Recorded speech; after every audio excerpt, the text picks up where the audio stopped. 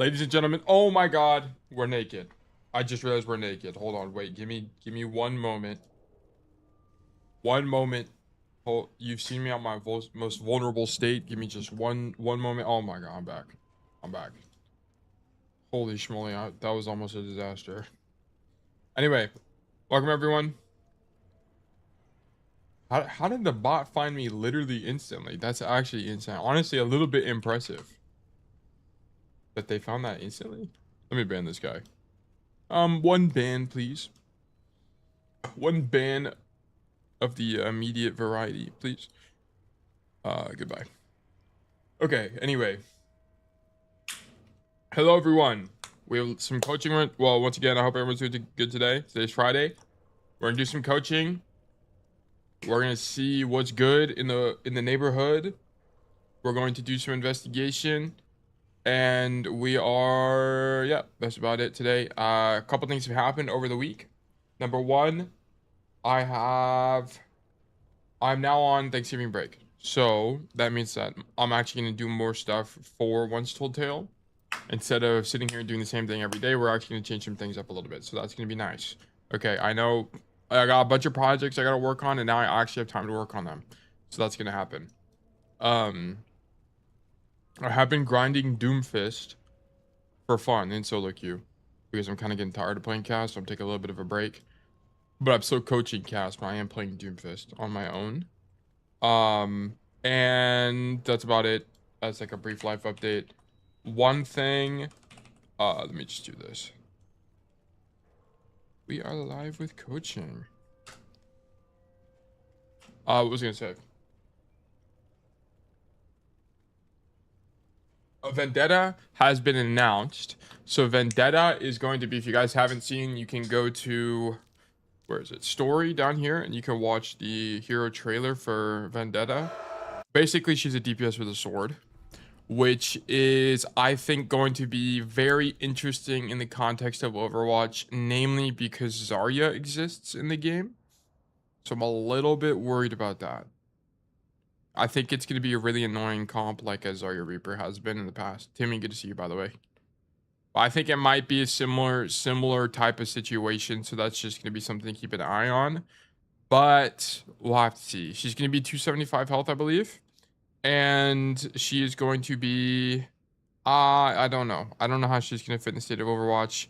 I think it's going to be fitting more in the line of the Genji and the Reaper, less so the Tracer. Yeah, it's going to be more of a dive. But my problem with her is that she's going to... How she holds angles is going to be like Brig. It's going to be Brig type angle holding. So I think it's going to... So I don't really know if she's going to be good in pro play, to be honest. I really don't think... I think she's just going to be a solo queue hero. Because the problem is, how do you hold an angle on a melee hero? Like, you just kind of can't. It's the same. It's like denial on Overwatch. And also heroes like that. Though I also think the problem with her is she's gonna be really hard. She's like Doom. But Doom has punch that knocks people back, which is really good. Got like space denial and shutting down plays. Doom is one of the few heroes in the game that have hard CC in their kit, and he's one of the few tanks that have it. So that's why Doom also has a gun as well. Even though it's not like a great gun, it's still a gun. But Vendetta, I don't think she has like it once you swing it twice. I think the third time is a ranged thing. So maybe that's how she's gonna hold angles. But she's gonna play like DPS Brig. Hi, review Timmy first, please. Yeah, I can do that. Hope you're doing well, Montana. But yeah, I really don't know how she's gonna fit into the context of Overwatch. I'm gonna be honest. I don't think she's going to be I think she's going to be strong this first season, but I think she's going to be a niche pick. Niche pick like Venture. She's going to be like Venture, unfortunately. She might be popular because her hero design is actually really good, but I think she's just going to be a Venture. Really niche, specific situations, stuff like that. Just because she can't do angle control, like she's not going to replace Tracer. Like Tracer's way too good at map control. Same with Genji. way too good. Like they're good heroes for map control. This hero can't do that. And this hero also, because she doesn't have a wall climb, she has like she throws her sword. She's on the floor 90% of the time. Which I think is also going to be bad for her. I'm surprised he didn't give her like a wall climb. That sword cooldown must be like 5 seconds or something, like relatively short. But yeah, anyway, I think Vendetta's going to be interesting for the game, but I don't think she's going to be meta. Other than the season she comes out, because they always do that. But I think she's going to be... I think she'll be on and off. One thing about today, by the way, so we're going to do the coaching that's in the Discord, as always. And then I have to do a Ashe VOD as well from a friend. So it's going to be not Cass, but Ashe. And what we're going to talk about is just macro. Okay. So I'm not... Also, a quick update. Look at these. Bang. Bang, bang, bang. Bang. Bang, bang. I made new things. Well, I've finished making them, and then I put them back on stream. You also got Ashe VOD. We're just gonna do this one Ashe VOD. I don't normally do them. It's for my friend's team, so I'm just like helping them out. And I thought doing it on stream would be the most helpful. What are your guys' thoughts on these? Better now? Yep. I think these look fucking sick. I'm actually really happy with how these turned out. But the plan is, so I'm gonna keep the overlay. What we're gonna do is I'm gonna have another tag here that says BRB, because there's sometimes, let's be real, why make a champ one? I don't know, I just made one. Looks sick, thank you. I'm not the greatest graphic designer, but I can definitely make some stuff. The top 500 one I think looks good. I like all of them. I really like how they turned out. I think they really pop. I didn't want them to be too bold, but I wanted to be obvious what was being coached. So like Masters, for example, I think it's pretty obvious. So that's cool. So now we have that. And then I want to make, you guys can't see my cursor, but in the bottom left, I wonder if I can like, hold on. Maybe I can use like an image of something. Okay, I'm gonna point with, I don't have like any images. Anyway, in the bottom left corner, I'm gonna put some more stuff there. You turn the mic volume up. It feels a little bit low. It might be that my game is too loud. Yeah, I can turn it up, but the problem with it, that if I turn it up too much, it'll start peaking. Which is like, which makes it harder for me to like clip stuff and stuff like that. Anyway, we'll turn it up just a little bit here. Yeah, like there. Oh, I just muted myself. Let me know if that's better. But anyway, yeah, so we got those cards in the bottom right now. I want to make a BRB one. I'm going to get a few more things for the stream done. And then there's just a bunch of homework I'm going to be doing as well. Because I'm walking into break. But anyway, we're going to start with coaching. Timmy, we're going to do yours first. Then we'll do organics. And then we'll do Montana's. Then we'll do the Ashe VOD. Okay, Timmy, which one did you say you wanted? Samoa? Let me read the chat. Yep, Samoa. Okay, we'll take a look at this. You said the Elo monsters in this game, or is this just Cope? Go investigate. History, replays, import, bang. Your code is missing a letter, by the way. It's only 5, it should be 6. So, I mean, I can guess them to try to figure it out. A, all right, B. Nope. All right, what about C? C? Nope. All right, what about D? Nope. Timmy, I need the last letter. No, it's not E. F. It's X. Dude, it would have taken me so long to get to it, too. Okay, thankfully you saved me. God, I'll go through the entire alphabet before we get it. Okay, nice. Ready for battle. All right, a few things. Also, I did watch... So, over the last couple of days, I watched some Capitology videos, who I also recommend as a creator, by the way, if you guys want to learn more about Overwatch and kind of the fundamentals of the game. And one thing that he did that I think I'm going to start doing is turning off outlines completely. Because one thing about Overwatch is very important is data collection, like information gathering, right? Knowing where your teammates are. I'm going to try one VOD with it off, and then we're going to kind of go from there. Because I think it might be more educational. But anyway. Wow, the light is bugged out on your character. Okay, let me turn it down a little bit as well. Do it with yours. Yeah, we got turned off. But yeah, and then I also watched a bunch more videos about that you guys have sent in the Discord, like the 1v1s thing and some mechanically related videos, which I agree with generally all of those. The only thing I keep in mind is of course practicing things like 1v1s and duels with humans are going to be the most useful and best way to spend your time, but it's just harder to do that. It's less consistent. You're depending on other people. Training with like aim trainers or custom game codes are going to be, you know, on demand, right? Okay, invalid rollout. Oh, actually, who's on our? Is our other DPS on our right, left? Okay, maybe. Never mind. We're okay. Let me actually pay attention and not just talk. Okay, so I was about to say invalid rollout, but you see your Genji go left, so you go main, which is fine. But if you're gonna go main, I would still go. I still wouldn't come out of this door. I would come out this door for sure, because with this door, generally how you want to play this is the way you lose this fight is if they play like an Ashe or a Sojourn or a Hanzo or a Torb or anything that can outrange you and you take a gajillion billion poke. So you should really walk out this left side and so you can come here and have cover. So I don't really like you pathing. I think this is bad pathing because the problem is whenever you're here, where's your rotation? It's to here, and this sucks. Unless you like want to drop this side, but we'll see.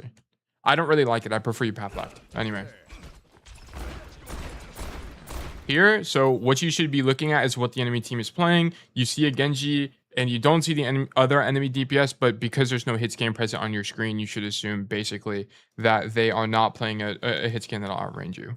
Okay, so you can be a little bit more aggressive in main as a result of those. But yeah, look how you had to burn a roll to get to this angle. So you're on this angle with no roll now. I would have had roll and been more aggressive and had more uptime than you. So a small thing, but important for Cass.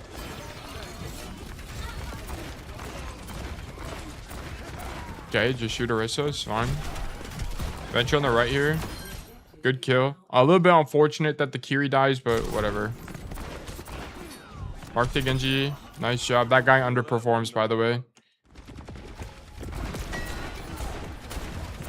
Shots on Orisa. Once again on Orisa, always aim ahead. You should have gotten at least one headshot here. But shots are good.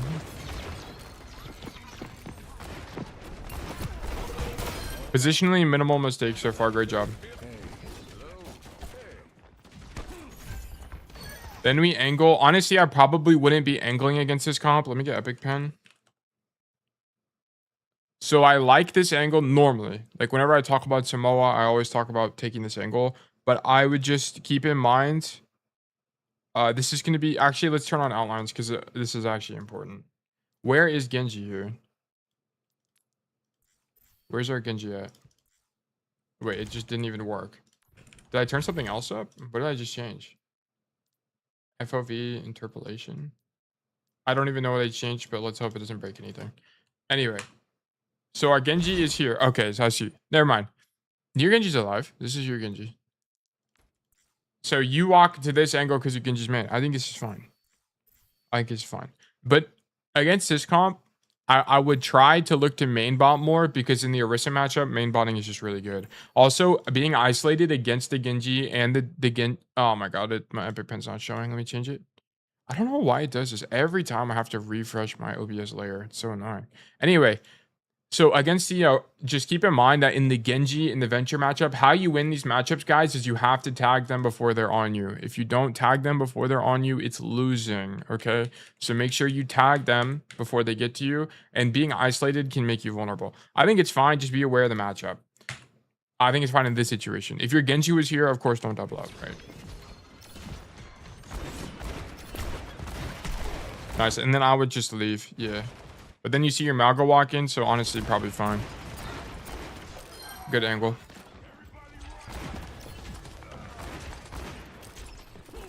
Excellent.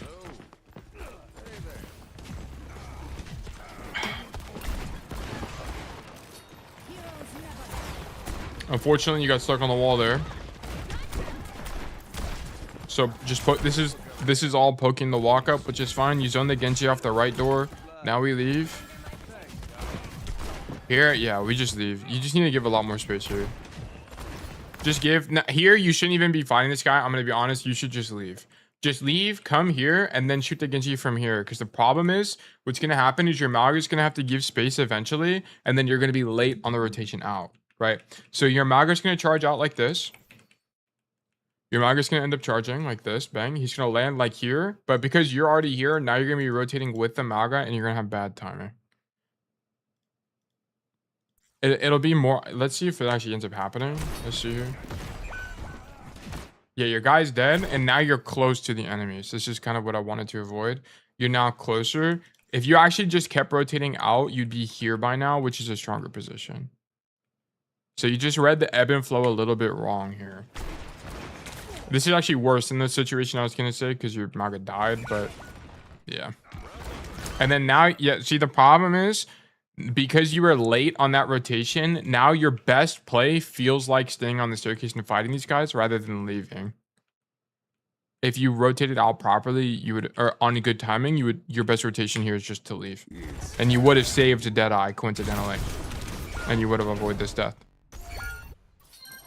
So generally great idea. I just would have rotated out further.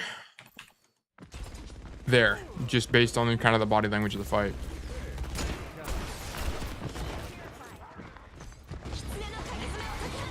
Okay, here we hard angle.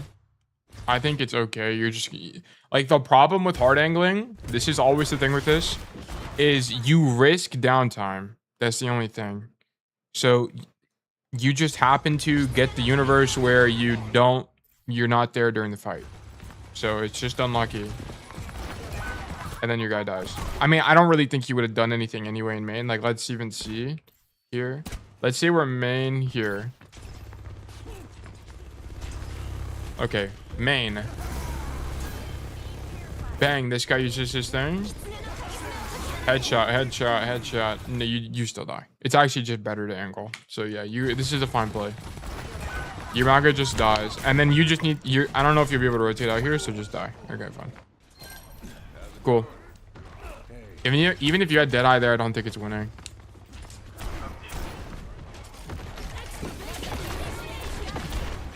This is good. I actually like this a lot from you. So I don't know why we pop Kitsune here. Let's see this. I mean, I guess if you're okay, so one thing you could do here is you should be hitting tab and you should see what the ultimate economy looks like. Okay, so you should be hitting tab and seeing, okay, we're about to have Blade and we're about to have Kitsune. I'm going to stack with my Kiri, knowing that we're going to pop Kitsune at some point during the fight. Okay, you can't read her mind. You should be able to intuit when is a good time to pop Kitsune and when isn't. But yeah, so I think your idea here should have been to stack with your Kiri. The two supports you really need to look for are if you're playing with the Juno or if you're playing with the a Kiri. Okay, if you're playing with the Kiri or a Juno, your idea should be when they have their ultimate to stack with them generally. Okay, I'm not saying that this is the best play here, but it's something to keep in mind when you're playing these heroes, right? Because there's an alternate timeline where this Kiri pops Kitsune, right? Which is right here. I think it's right here. Yeah. And then you guys just happen to blow up the adventure or something.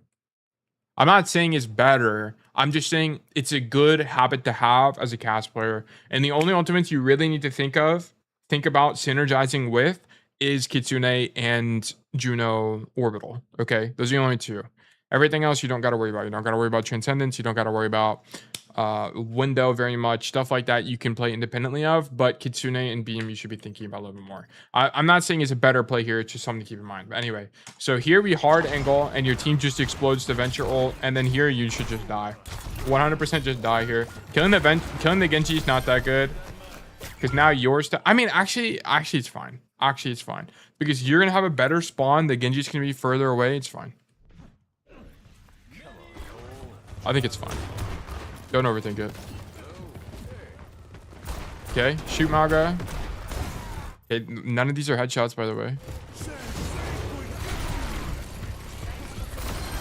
Nice. In this matchup, by the way, I would have taken double flash. I take the flash against Venture.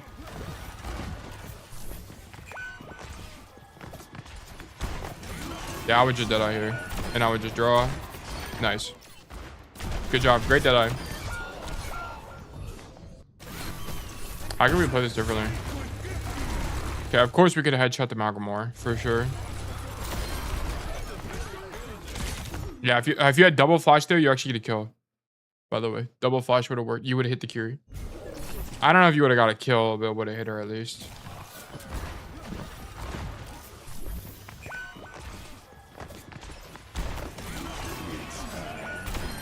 This is all fine.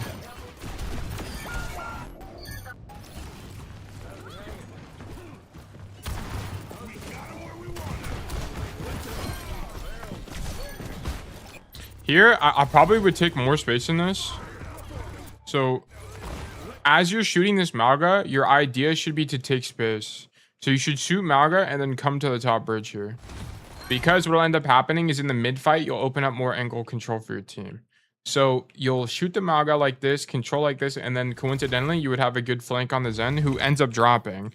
But you would have this wrap like this later in the fight, which was extremely strong. And then the thing is, even if you die on this angle, that's fine. As long as it's, I mean, it's not the best, but it's fine because that's another guy that's out of the fight. And he'll probably be low as well. So that was a rotation issue. But yeah, like the winning play here would have been exactly what I said, which is here you rotate. You rotate while you're shooting the Malga, and then you would just hard flank the Zen. And then just drop in Phantom or something. That'd be the play.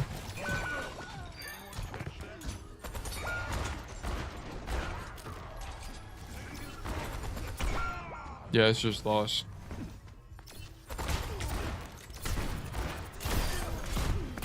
I'm gonna be honest. Oh my gosh. Extreme overperformance. Holy moly. Who is this guy? Jeez. I'm gonna be honest though, a lot of this map so far hasn't really been your fault.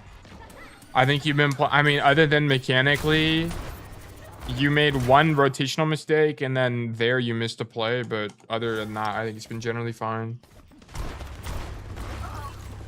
That's a misplay for sure. Did you mean to roll off here? Did you mean to fall? Or is this looks like a mistake to me? Yeah, it looks like you're trying to like roll for uptime or something. I don't really know. Because this is definitely wrong. The reason this is wrong, by the way, guys, the reason you don't want to drop here is you give up angle control completely to the enemy team. So now the enemy team can make this rotation to your backline for free. It's really bad. Because think about it this way. So what do you gain by dropping? It's way harder to clear you here. It's actually really hard to clear these side angles on Samoa. So you're going to live a long time, very likely, but you give up playmaking. Okay, so now the Kiri can come this way and shoot your backline. The Venture can come this way. The Genji can come this way, whatever. Of course, your supports can actually be good at the game and mark the angle themselves, but it's a really big risk. You want uptime? Okay, so that's why you're coming down this way. I don't think it's correct. I think the better play is to come here, look to zone out the Venture and the Curie, and try to make something happen. I think coming down here and shooting, who is this? The Malga is incorrect. I rolled to get uptime for Silver Bullet. Oh, you didn't mean to roll off the high. Did you mean to roll off the high ground? That's what I want to know. Because it's important to know because I need to know what you're thinking here. No, okay. Okay, yeah. So this is just a mistake. I think rolling for Silver Bullet uptime again in this matchup is probably fine. But yes, that's why falling down here is bad though, because now not only can you not follow up with it on backline here, it gives more space to the enemy team. So not a big fan of that. And then here, yeah, you just gotta walk it down, man.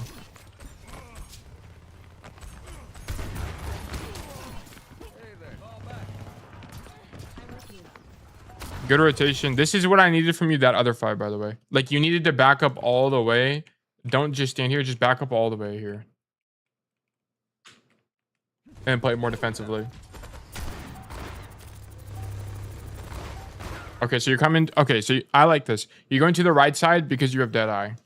Right? Because he has Deadeye, he's looking for a wider angle. This is fine. Where's the Genji, by the way? Or where's our adventure? Okay, our adventure's also on the left side of the map.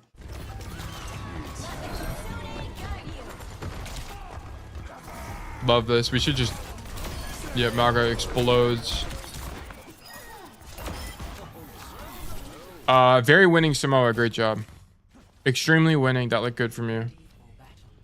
So I think the way you play that is great. I think the only thing is, I would just be worried about getting outranged by enemy hits again. Like if they played a Sojourn, I think that'd look a lot more awkward for you. But they played like a double flex, so it ended up being very fortunate. All right. Here, we see our venture go main, we go right side. Perfect. Good macro. Here, I actually like that you stand... Look, this is really good spacing, by the way, guys. Look how far the enemy team is from our hero. He's actually so far away. What is Timmy not doing? Timmy is not walking to the door frame. Why?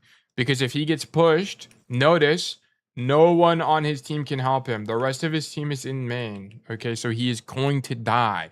So, because he's this far away, if he does get engaged on by this Genji or this Venture, he's very likely to live. I didn't mean to unpause it, but he's very likely to live those engages. So this is good spacing. Great spacing. Good job. Okay, unfortunately, your guy's just dead. And this is more a symptom of it's either he goes too deep or you aren't doing enough pressure to keep him alive. Okay, so let's see. I'm gonna be honest, he's way too deep. He also gets discorded and melted by the enemy Maga. So this is like a matchup thing, right? Because look, he's also the sickle where our supports are. He's already in, and our BAP just got to the fight. So there's actually nothing we could have done here. Your Maga just trolled. Okay, so our Maga trolls. Bang that guy trolls. Your idea here should be to back up immediately. You can already see your team's body language, like your Maga and your BAP and everyone else, other than your Venture. They're already backing up, so just give space. Just reset. I wouldn't even poke. I would just straight up leave. Because I don't want to risk dying at all. This is a misplay. This is for sure a misplay.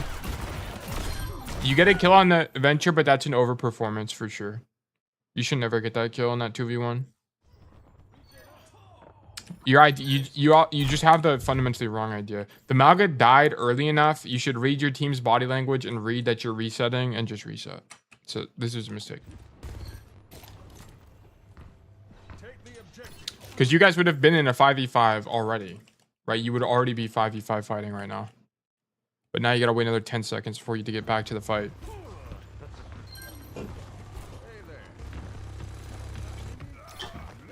Okay. Main botting Y.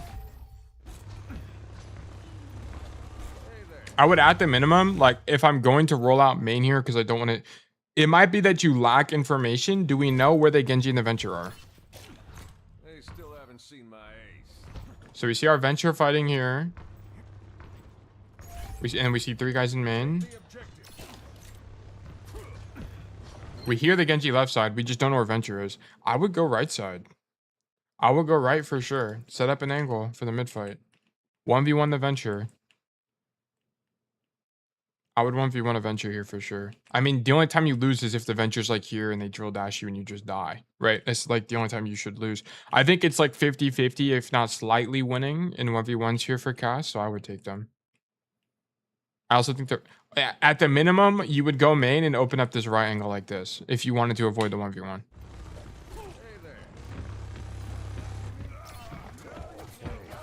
Yeah, this is there's no space control on this angle. This is just not good.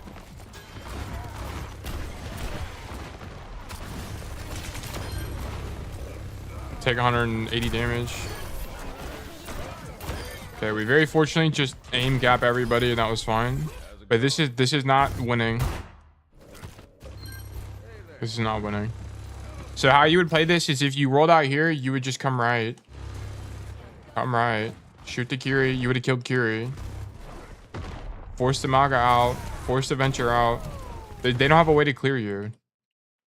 And if they do, you'd hear them. So yeah, you just need to play an angle here. Playing main is not correct.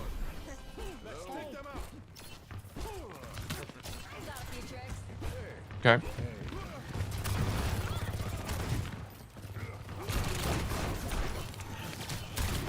This is a matchup thing, by the way. They taking that angle. They don't have a way to clear you. I mean, they can have the Genji and the Venture, right? But it's not like a dive tank or something. It's not like a ball. We're playing independently will get you killed. They're playing Maga, who is very fortunately just Maga mirroring the whole time. Okay, here this is bad staging, by the way. So once you see them start taking space, first of all, I wouldn't be here. So I would have never went main to begin with. So I would have never ended up here in the poke stage. I would have been here in the poke stage. Why? Because Cassidy's really good at fighting for this angle. I think we talked about this before in your Samoa VOD reviews. Cassidy's really good at marking this angle. So what ends up happening is your Venture comes back to main, and now you guys have no control on this side of the map at all, right? Look at this. It's completely open. So the likelihood that the enemy team takes this lane and then flanks you guys from main is really high.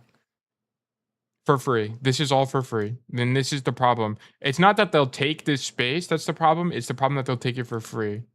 We don't want that to happen. So you should be here denying this rotation. And then also, if you're here as well, it sets up a win condition in the late fight, right? If the entire enemy team walks down main like this, well, guess what? You can look for a late fight rotation. And would you look at that? They're playing a Zen who's perfect for flanking, right? So this is the fundamental. This is a staging issue. We should be on this side of the map for sure. 1,000,000,000%. I would not be main.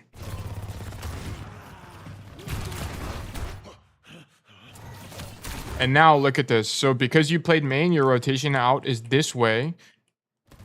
So do you go right? Yeah, you do. Okay. But if they took the space earlier, like let's say they took the space earlier with a Lucio or something, you would be completely zoned from this side of the map already. So you needed to be here to begin with. That's the mistake. And this is not something that you'll get punished for all the time. This is like high elo stuff. You will get punished for this in high elo because you just need to be here to begin with. And this is why I emphasize these concepts, is because if he was on that right side of the map, it would have demonstrated that he has good macro understanding of Overwatch, right? Okay, so now we're here. So what's good about this is you're not fighting the Genji, but you zone the Genji, right? You stop the Genji from taking the space for free. If he wants to come to the staircase, he has to fight you. Okay, which is really good. Deadeye, you know you just saw them in main. I'm gonna discount this a little bit. I'm not gonna say it's a blind Deadeye. I don't mind it. I don't mind it.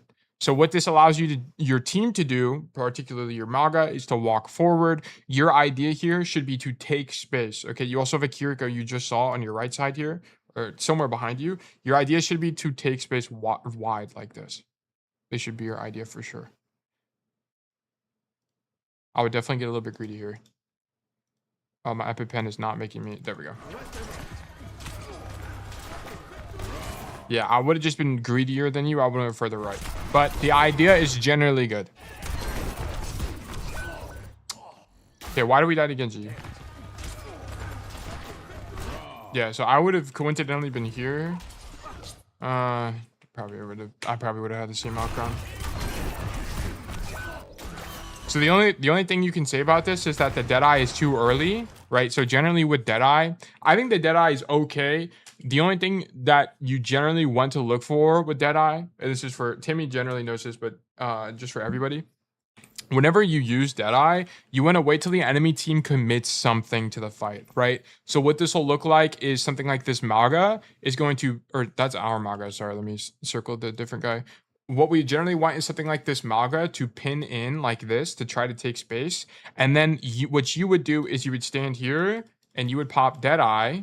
Let's just do a little skull emoji. This is what Deadeye looks like.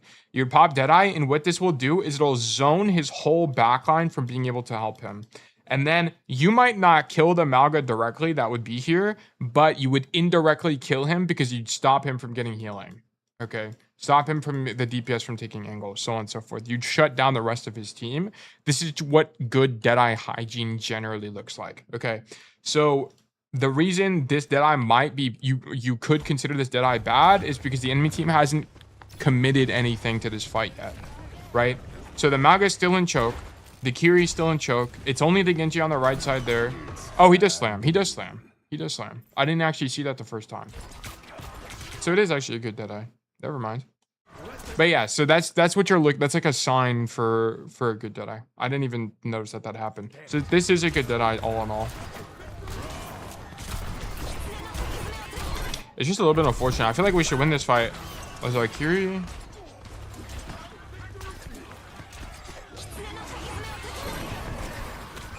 She's trying to win it without the rush there. I don't know. I think the idea of what you did there was fine. The only other thing you could have done is you could have said, yeah, I think your first issue was that you needed to be here to begin with at the very start in the staging phase, because you would have ended up just on this side of the map with better space control. But other than that, I think the way you played it was generally fine. Anyway, I'm also saying generally 2 billion times, so I apologize. All right, now we walk it down main. Take some space. New idea, go left. Okay, honestly, fine by me. Cool. Cool with this. Never mind, we're going down main. Why does this venture die, by the way? What's the mistake this venture's making? Bro, what is this guy doing? This makes no sense. Why does Bozo not take right side? The venture? I don't know what our venture's doing, bro. Your venture's trolling. I think Denny can...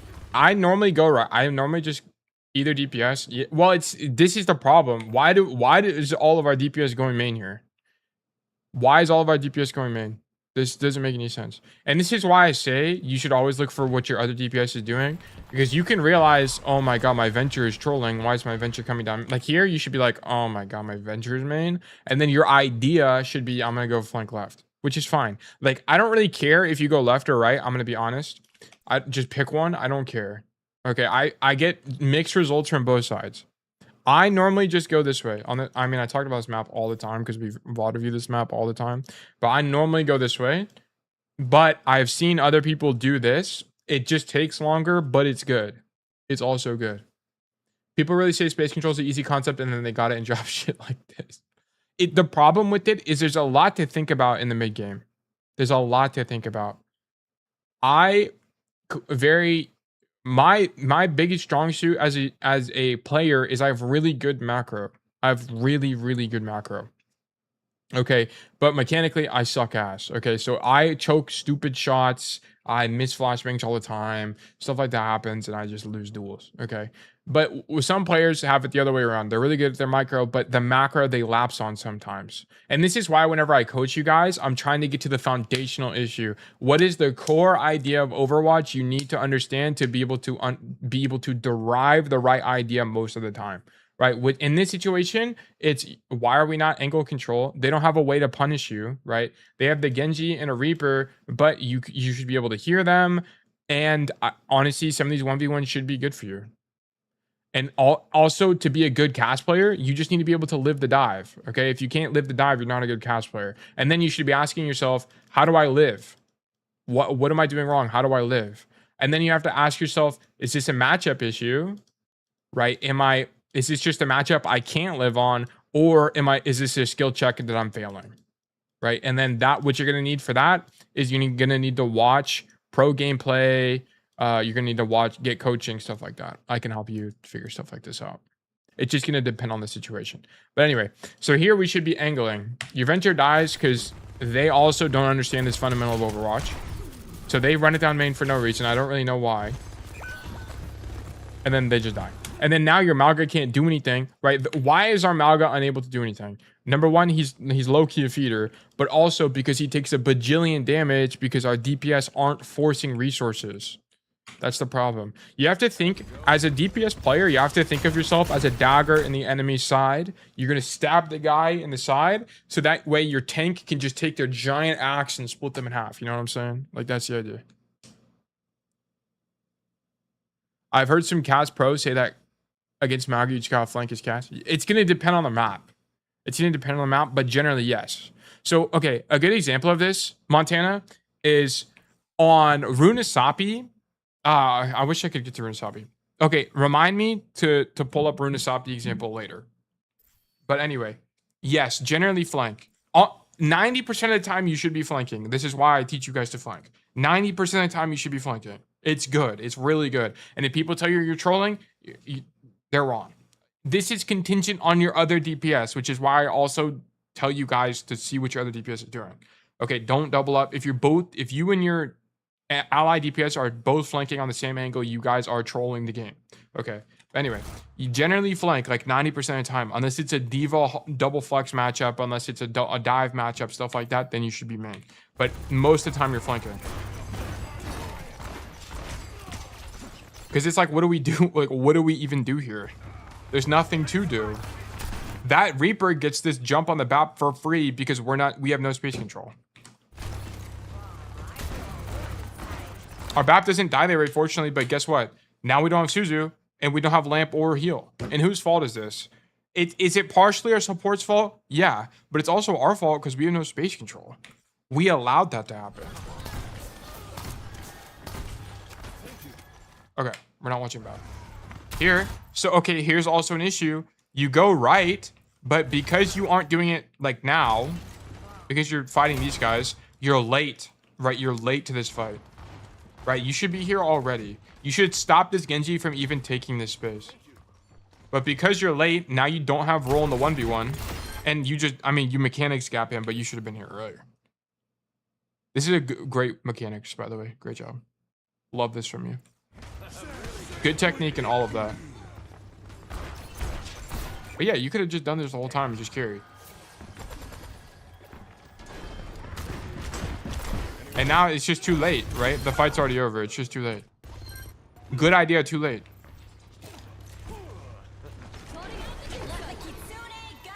Okay, now we have Kitsune. Why are we rolling out here? Okay, you see this. I mean, I guess you don't want to fight the Reaper. Would I fight this Reaper?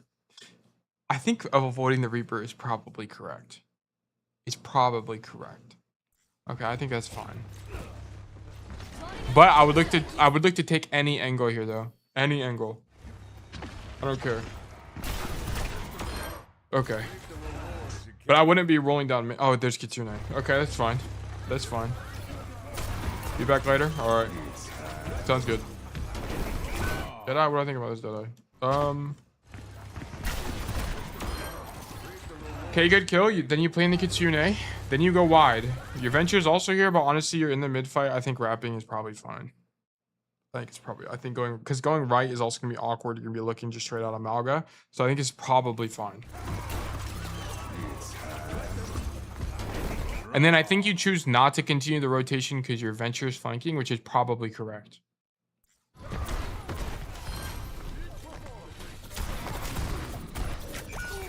Okay, a little bit greedy there. Could we have run this? What would have happened if you kept wrapping?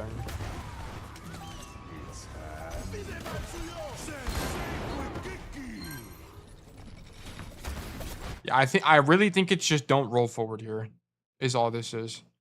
I think you could have wrapped with the Venture and it would have been fine. I just think because you roll forward here, the problem is now you're overextended with no cover. Right here, you're overextended with no cover. Like what should be happening is right here, you should be rolling like this. This is what should be happening. You should be rolling out. I really think this is just a roll forward moment. I think it's bad.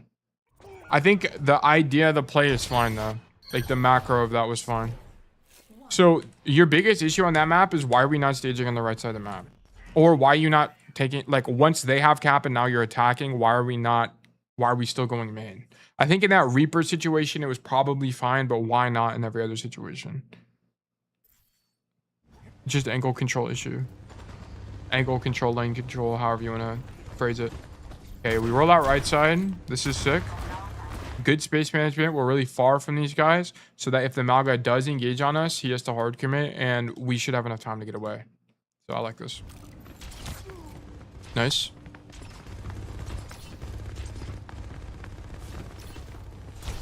Okay, you heard the Genji. That's an awareness issue.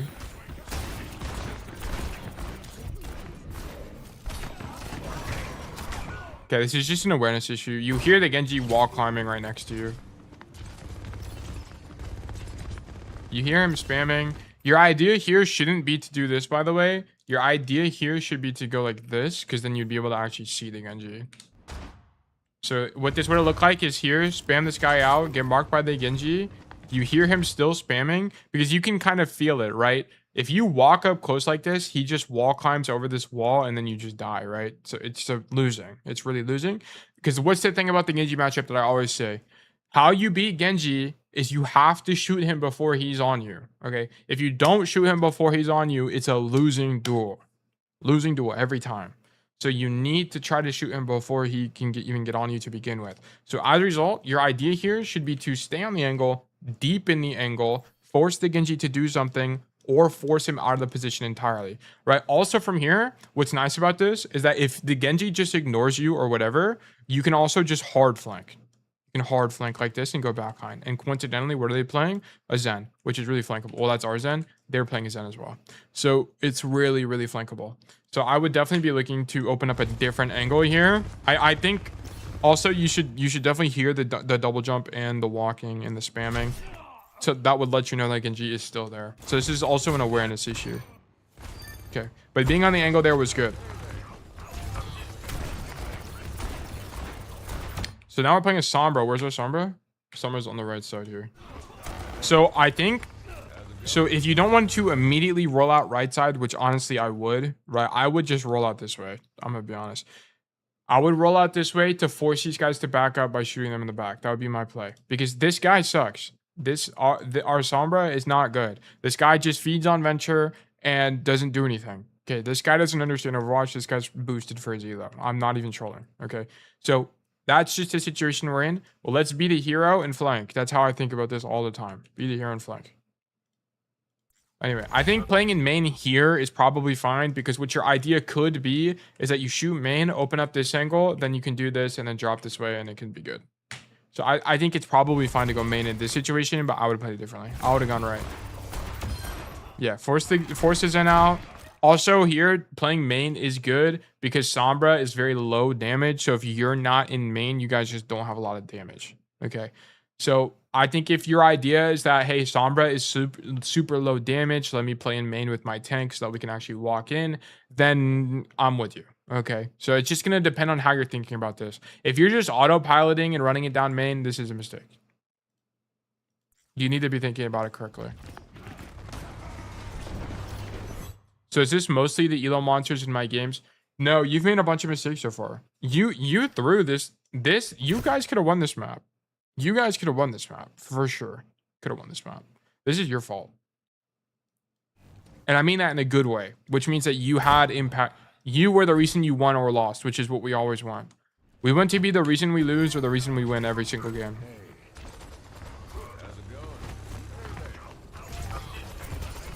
But it definitely doesn't help that your other DPS is not good. Yeah, your other DPS is not good, but you could have carried. You definitely could have carried this game. For sure. With just good macro. I'm going to be honest, if you just had good macro on that second map, I think you guys win. Because you guys have space control that prevents the Genji flank that would then give you more plays on the backline. So, yeah. I would have wrapped main. Perfect. I think the way you play that's fine. Sorry, yawning. Not yawning at the gameplay, I'm just tired. Here, go for the Curie. Yeah, perfect. A little bit unfortunate that Malgra's here. So here, I actually would have gone for Curie as well. This is kind of unlucky, I'm going to be honest. Yeah, that's just kind of the cost of doing business. I'm going to be so for real. I think that play is correct. Hold on. Because you have to wide swing into Malgra. You also don't know how much HP he has. You don't actually know he's low, right? If we just look at the info here, yeah, you have no idea how much HP he has. He could be full HP for all you know. And that's not really... I mean, if they calmed him literally one, then whatever, but... Just roll this is just roll earlier and hope and pray you live. But I think you die no matter what here. It's just unlucky. Just unlucky.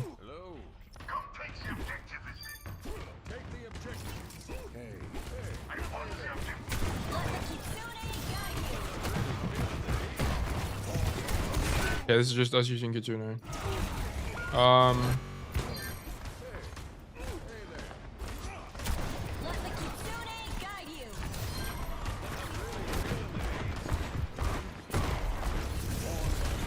Yeah, don't roll forward here.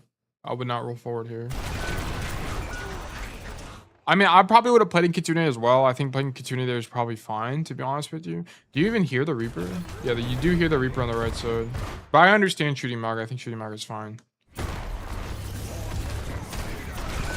Yeah, it's more just like rolling. And this is why I say rolling for uptime sucks as a habit, because you just die randomly to stuff like this because you don't have to roll, right? That's the only thing. Like, you just took a risk in rolling for uptime and it got you killed. That's it.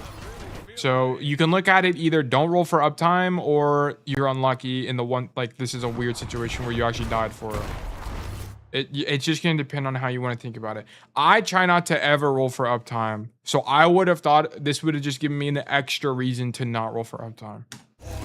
Because you roll for uptime here, and would you look at that? You now can't roll away from the Reaper, and now you're dead.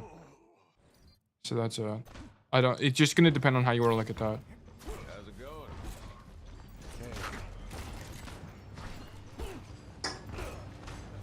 Okay, come right side. Look at that. Could you have made this play in main? Probably, but it would have been way harder. So good job. This is why we flank. We do stuff like this. You just carry the game when you flank.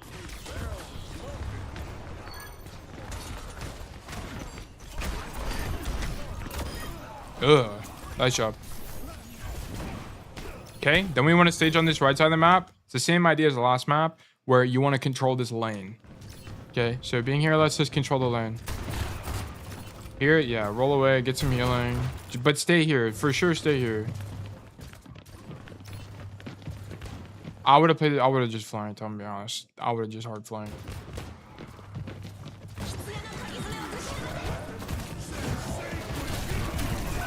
I don't think the Deadeye is terrible, but they haven't committed to anything yet. Or did they pop Kitsune? I thought that was our Kitsune, but it's actually their Kitsune. Okay. They pop Kitsune. They walk in. You just don't have an angle. This sucks. They don't go as deep as you think they're going to go. So now you're zoned out. You try to make more out of the Deadeye. I don't think walking in here is correct. Okay. I would have played this completely differently.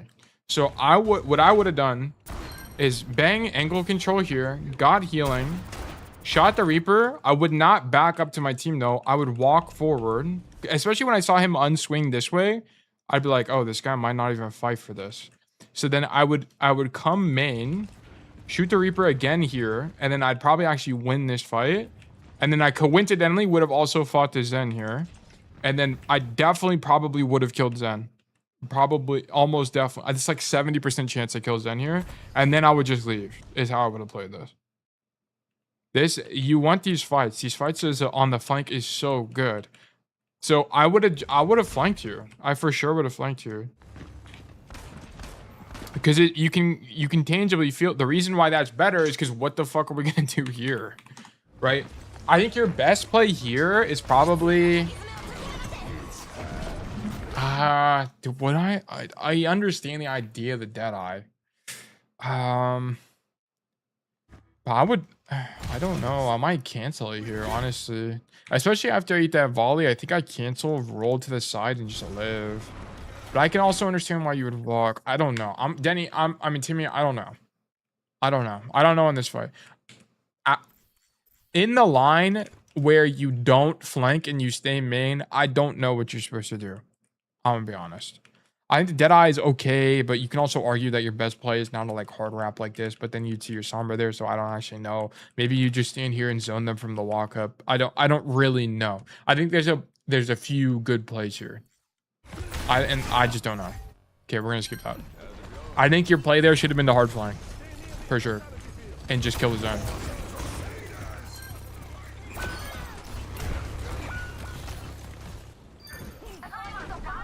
Yeah, we get touched very fortunately. Okay, that guy dies. That's actually sick. So miraculously, we win the fight. Nice. So here I was staying main until my tank gets back. Now my tank's back. Now I would leave immediately. Leave. You need to leave now. You need to go control this side of the map. Because guess what? Because you're not there. Look who showed up. Reaper. This is your fault. This Reaper's here for free now. So let's see what this guy does. He has all this space for free. All this space for free. Hard flanks. He's waiting for his team. I mean, this is low-key troll. This guy's low-key trolling. Oh my god, this guy sucks. Okay, you got lucky that this guy sucks. Okay, you got very lucky. What is this guy doing? This guy actually just trolled. Anyway, what your idea should have been here is to deny the Reaper rotation and then hard flank again. That should be your idea. 1 billion cajillion % of the time. Master sloppy. Yeah, this Reaper blows. Okay, he actually is not good at the game.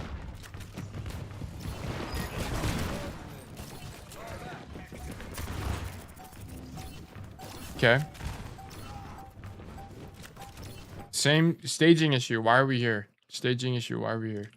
You need to be here because you can also hear the Zen and then shoot the Zen from in the back.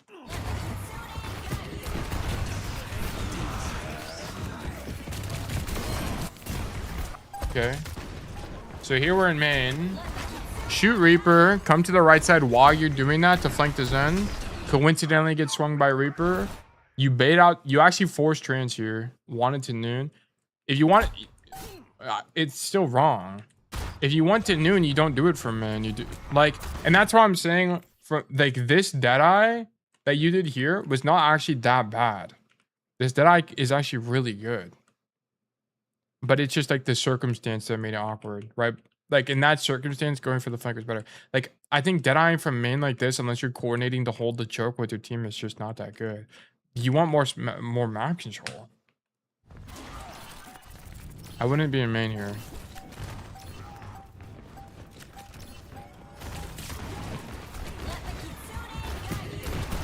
I think that flank is fine. You force a lot there, actually. This Deadeye. I think his Deadeye's good. Okay, why do we not get healing?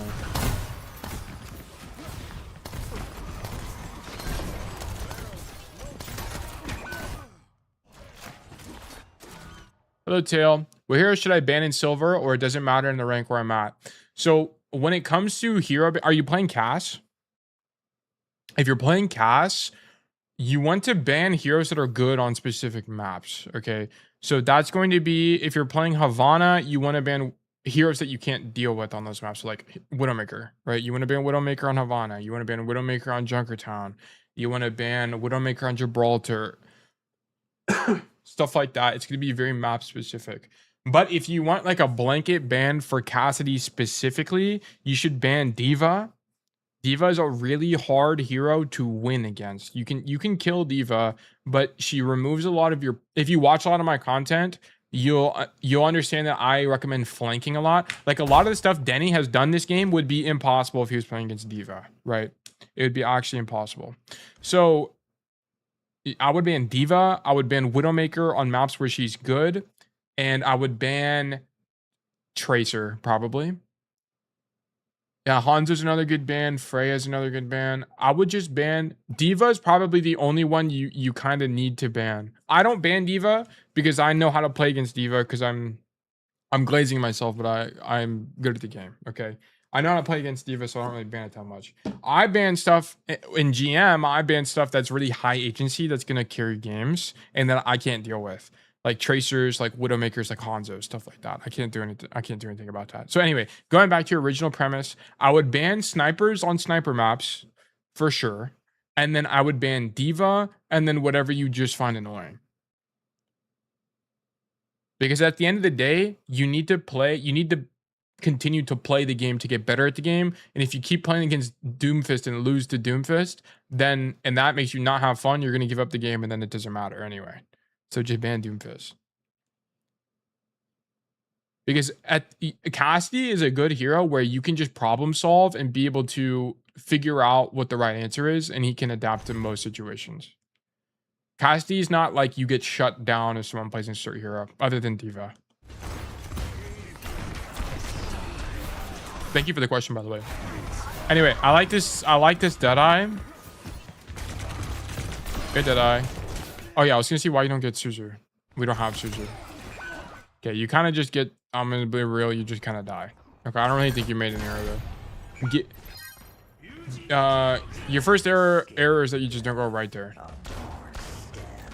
Going right is the answer 90% of the time. It's really good. As long as your other DPS isn't here, right? Just come here. It's really good. But, oh yeah, I was gonna show you Runasapi. So Timmy, I'm gonna be honest. That looked a little bit losing to me, which is rare from you. That map looked losing. And just to, well, that's the jump. This is a scrim, sorry. Let me leave the scrim. So, Tim, just to recap this real quick. So, your first map looked extremely winning. Extremely winning. I think the reason it felt bad is because your team sucked. I'm gonna be honest. To be honest, it was a bad week from you. Or, well, sorry to hear that. But just for clarification, the reason this map sucked from you is you're not... Right now you're like M5? Okay. Well, the problem with this map is that you're not demonstrating that you understand space and angle control.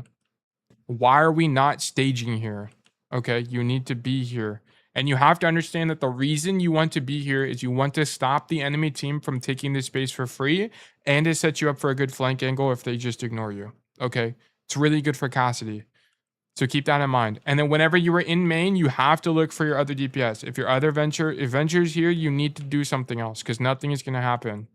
If everyone main bots, nothing happens. And this is why everyone complains in everything below plat because everyone just main bots. Okay, so we should be flanking.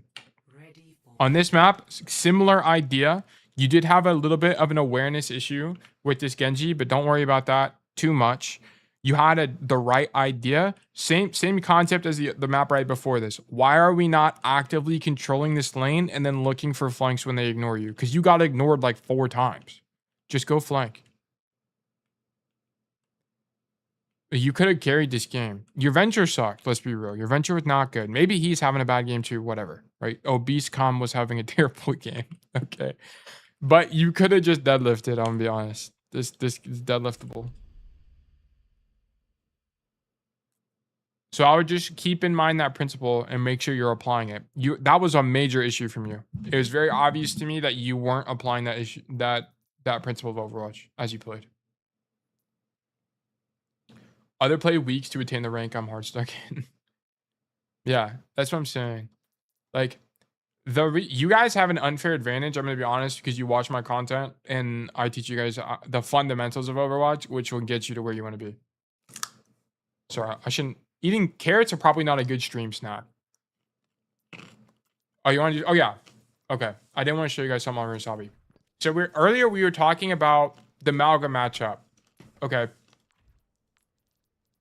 Hold on, let me eat my carrot as I boot this up.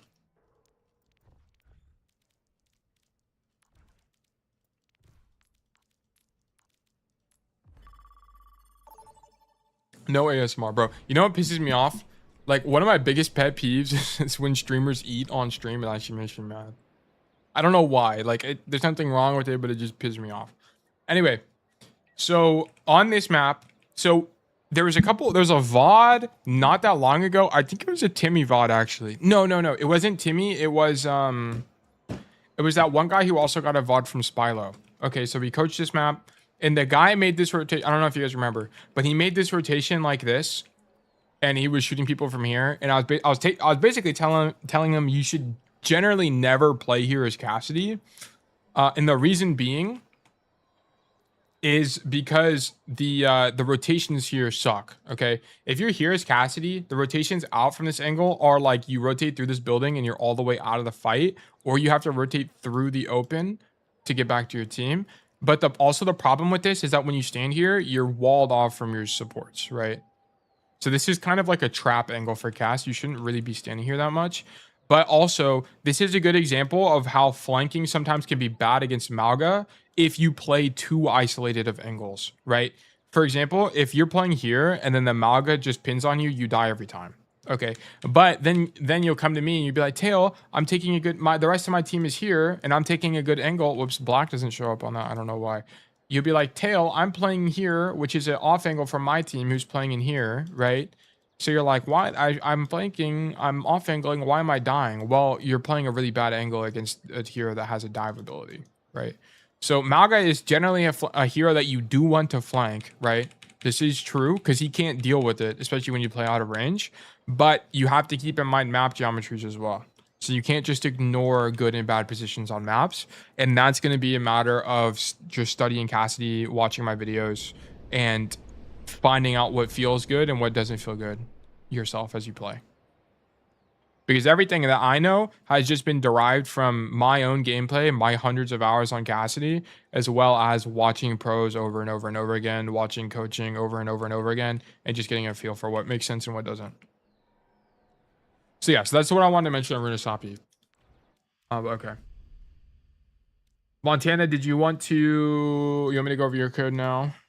On Dorado. Take a look at this. Most, why am I creating custom game? I did not mean to do that.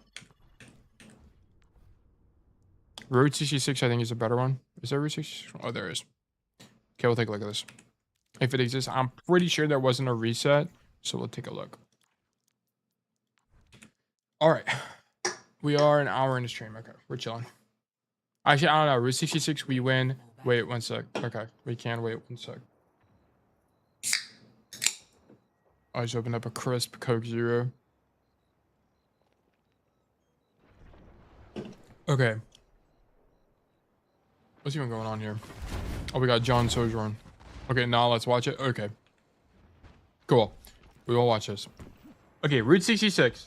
Dorado, I have one bajillion codes. Mary, why are you... Y'all should be winning Dorado. If y'all ain't winning Dorado, you're doing something wrong. Okay, or if you... Sorry, BRB, just continue. Okay. Got pissed. Yeah, you're all right. Okay, on this map, I always talk about this. You should be controlling tunnel. It's really good. It's really, really, really good. And it's low-key your best play. And then you need to know that you can walk this way and you can actually roll tech up this ice machine to get back on gas. Okay, let me actually, before we get into it, let me actually show you guys inputs. No, that's not it. Where is my, I have a, oh yeah, that is it. Hold on. Let me move this. Oh, this is so annoying. Oh, wait, hold on. Let me, okay. Turn this off. Move, no, bro. Where is it? Input. Okay. I'm new to the game, but Roadhog's hook pisses me off. Why is it an insta one shot? Wouldn't it be good if it had a charge animation? I don't know, it's just a skill issue. Okay. The cold hard truth is that Roadhog is a noob stomp hero. So the thing with Roadhog, so the reason Roadhog destroys people so much is because Roadhog is a skill check on awareness. If you're getting hooked by Roadhog, you already made a mistake. Okay. And this is because as you play against Roadhog, you have to be able to read his own body language and anticipate when you are the hook target. This is a very important skill. And how this works is as you're playing against Roadhog, what'll end up happening is they'll start looking at you. Sorry, we're on a little bit of a tangent, Montana, but I'm explaining something. So whenever you're looking at Roadhog, or whenever you're playing against a Roadhog, he'll look dead in your eyeballs. You need to understand that you are very likely to get hooked. Okay, so then you need to start strafing and playing cover and so on and so forth. Also, the lower rank you are, and this is just the truth as well, the lower rank you are, the more likely you are to play cover incorrectly. Okay, whenever you watch pros play against Roadhog, you'll probably see stuff like this. Ah, crap. You'll see stuff, well, what I'm trying to show you is you'll see stuff where like the hook gets canceled around a corner. Oh my god, I suck. But that happens because people understand how to play against Roadhog and they play corners correctly. Like this, you see that? I almost guarantee you that that never happens in your lobbies against Roadhog because you're not playing cover correctly. And the reason Roadhog one-shots is because what does Roadhog do? Guys, let's think about it. What does Roadhog do? He has a lot of HP. He has even more HP with heal, and he has a hook. That's it. He doesn't do anything. This hero's entire value is dependent on hooking people, okay? If a Roadhog walks forward to you, you just move back. Yeah, exactly. He can't close distances. The only way he can do that is with hook. This is why Roadhog sucks. Roadhog will always be a bad tank because good players understand how to play against him. So whenever you're playing against Roadhog and you're dying to Roadhog, you have to think to yourself, why am I getting hooked? Am I the furthest guy forward? Am I not playing cover correctly? Am I not reading when I'm the hook target? Do I have bad movement? I don't know. Like, I'll have to look at a VOD to know what the real issue is. But you have to think to yourself, why are you getting hooked so much? Okay. Is it annoying? Yes. I think it's annoying as hell when I get hooked and die. Okay. It's really annoying. We were talking about this in the Discord as well. Is it annoying when Kiriko Suzu's somebody and they don't die and I end up dying? They just TP Suzu through the wall. Yes, that shit pisses me off. It actually is so annoying. But what else does Kiri do? What else does she do? She has a kunai, but she has no other utility. She has one utility cooldown, and that's it. And it's hard to use. If you guys have ever played Kiri, you'll realize how many Suzus Kiriko's miss per game. But somehow she's meta. She's meta because she has this ability. This is why she's meta. And also Suzu's really good cooldown. And the thing is, pros get value with Suzu 8 out of 10 times. If you're not GM, you're going to get value with Suzu 6 out of 10 times. Or you're just going to use it to like heal yourself or something, which doesn't make any sense. Well, it's not that doesn't make any sense. It's just that you could be wasting value. So if your hog doesn't guarantee kill and hook from 200 meters, hog does. If you get hog hook, you're dying. You should die. I'm gonna be honest. If you get hog hooked, you should just die. If they made him do 400, I mean, they'd be broken. But if they made him do 400 damage in this combo, I'd be like, whatever. Just don't get hooked, lol. Because it honestly, it is just a skill issue. If you get hooked, you should die. Because it's like, well, why didn't you dodge it? Did you just get outplayed? Did you have bad cover usage? Do you have bad movement? Do you not know when you're the dive target or the hook target? So on and so forth. But anyway, but this kind of just goes into frustrating hero design. The only hero designs that are frustrating and kind of are really annoying are stuff like Hanzo. Like stuff like this, I understand why it's in the game. Like I understand like why the Hanzo one shots in the game, but this feels really bad to play against. So when are we doing support coaching? Been playing support a lot. I'm GM4, M1-ish. Probably not for a while. Probably not for a while. I have so much stuff I got to do for Cassidy before we do more coaching. I'm talking like years time. We'll do support coaching. And it'll be Kiriko and an undecided second support. Like in terms of timeline on the stream, it's so what's going to happen first. Okay. Let me actually talk about this with you guys. Okay. So no promises on exactly, but this is generally what's going to happen, okay? Number one, I'm going to make... There's a few major guides I'm going to make, okay? The scripts are halfway done on basically all of them. I've just been chipping away at all of them.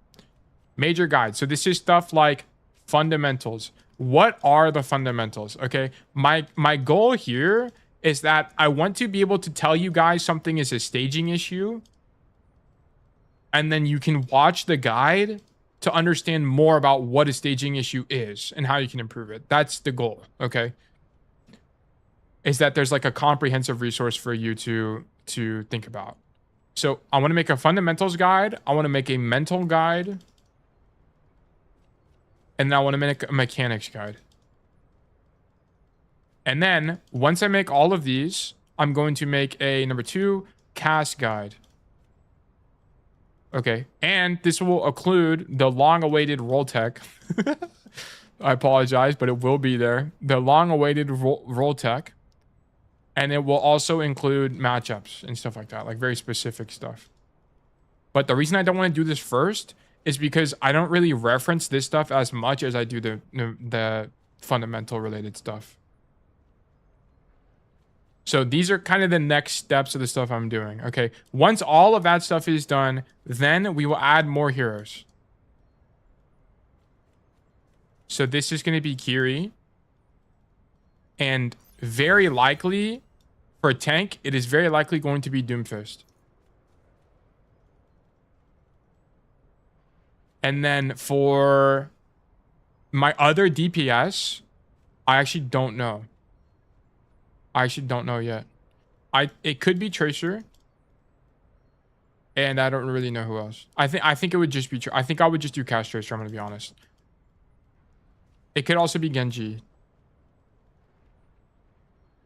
Why no DPS first? No, it will be. I just did this out of order. I'm just kind of writing it down. It'll be DPS first, and then it would be support, and then it would be tank. Sojourn. The problem with Sojourn is I just don't like Sojourn enough to study her that much. I know what would be helpful for you guys, but for me, it's not going to be sustainable. So I wouldn't coach Sojourn.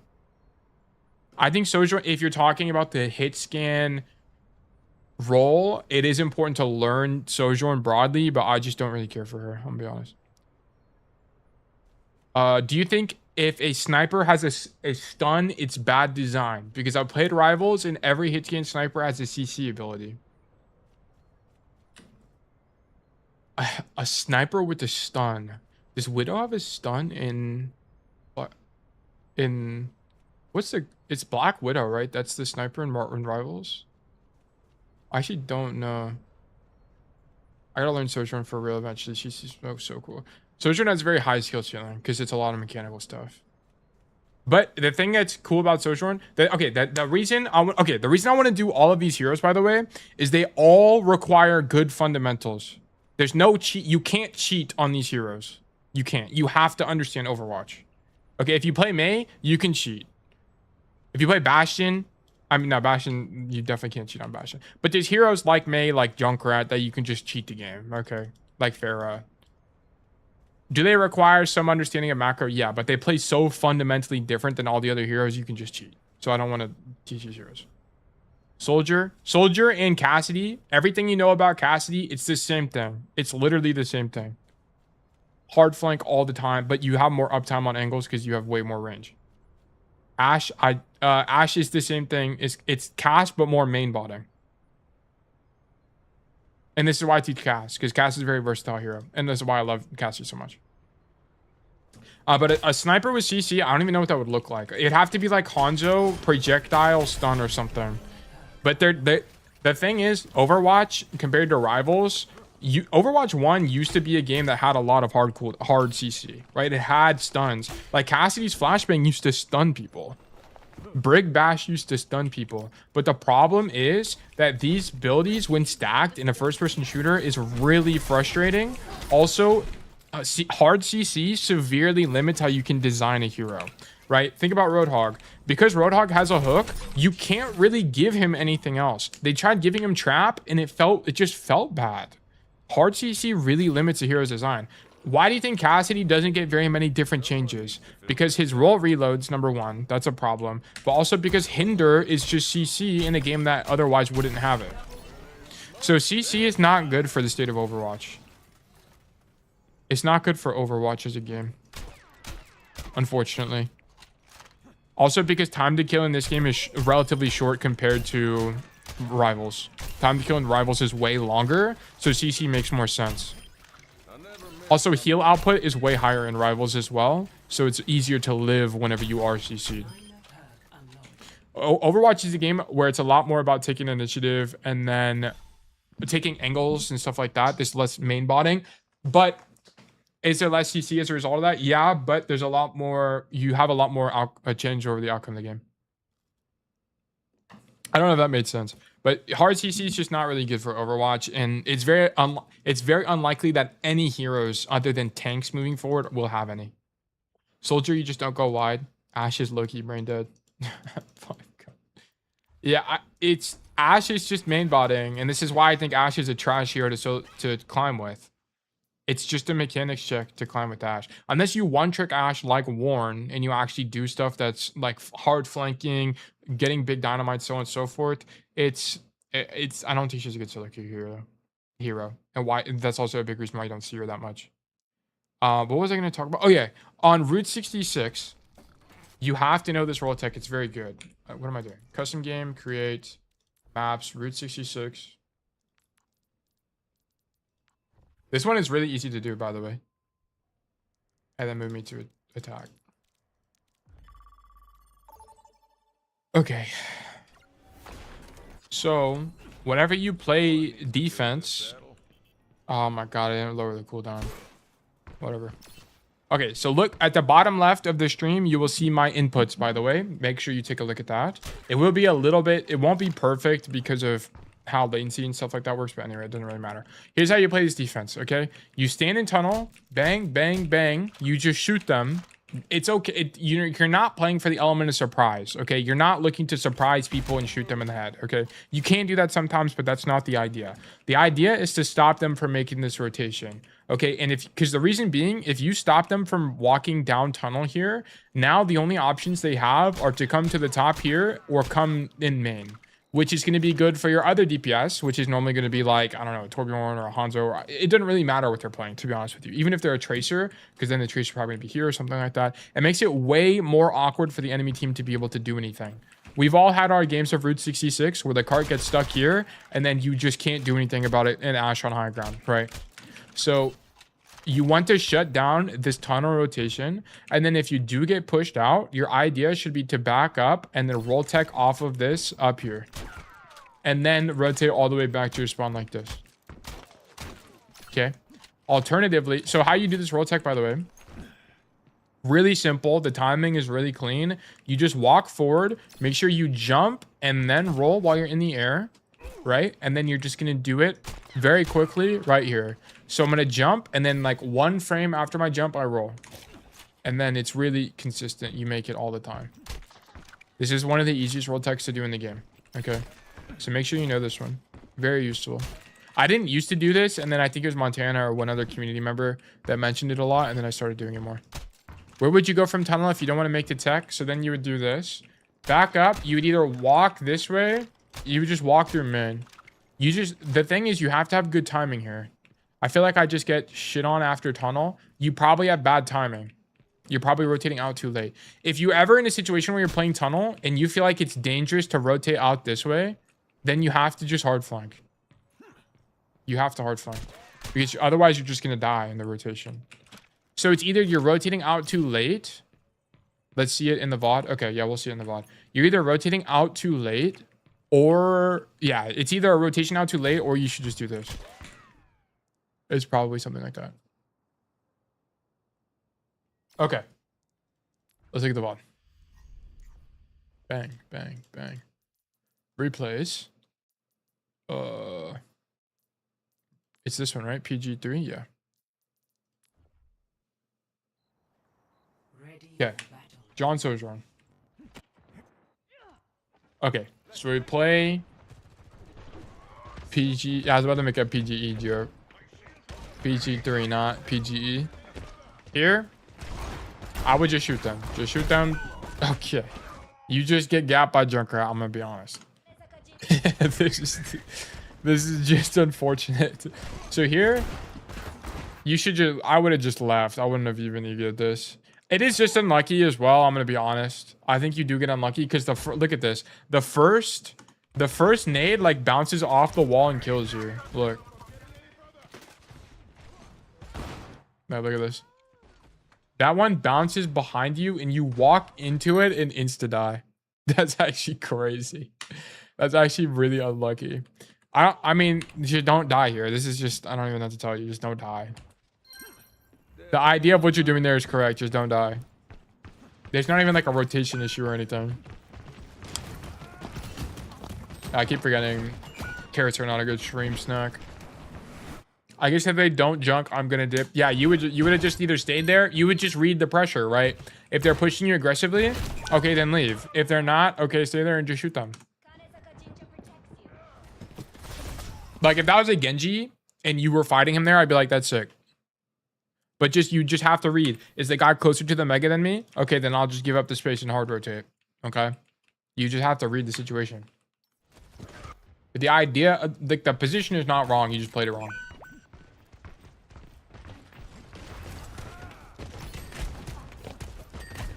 Okay, so here, our Doomfist gets a... Oh, wait, no, we are blue team. Okay, so our Sojourn died, very unfortunately. Fortunately, gave that guy a punch. That guy missed. By the way, I've been solo queuing Doomfist. I actually really love Doomfist. I love Doomfist. He's a lot of fun. He's the only other hero in the game that gives me the same feeling as Cassidy. I love playing Doomfist. He's actually so sick. So this is your Plat 1 mate? Okay. Wait, what rank is this? This is Diamond?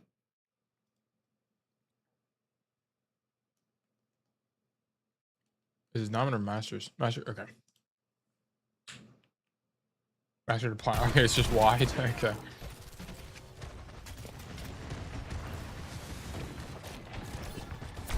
Good. This is good fundamental. This was gold 2 to master, I think. All right, it's just a wide game. Yeah, this is really good. You're the win. Whenever you're on an angle like this, you are the win condition. What do I say about angles, guys? Overwatch is 1 on the angle. Okay. I feel I need like an emoji or something. I need like a something to use, like a soundboard for that. Because I say it all the time because it's true. Overwatch is 1 on the angle, bro. Nice job. Bang. Bang.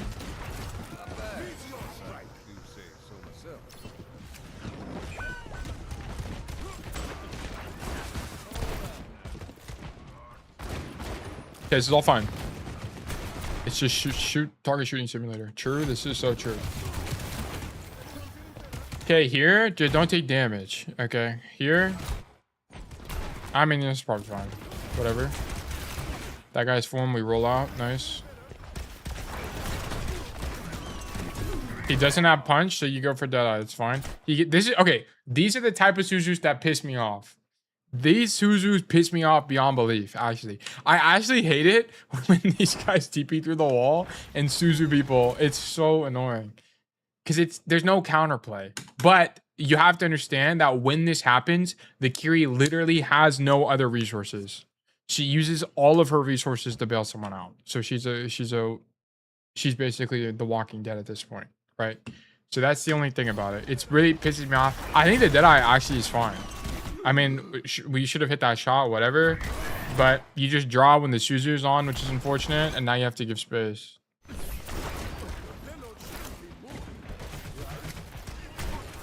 And giving space is correct here, by the way. You should not stay with the BAP. The BAP is... I think the BAP is only staying there because the... Is there a lamp here? Yeah, he's only staying here because there's a lamp here. I think egoing it is wrong. It's very losable. With the Kiri pocket. Also, because it's likely that the BAP doesn't heal you and the BAP just shoots the Doom, which could get you killed.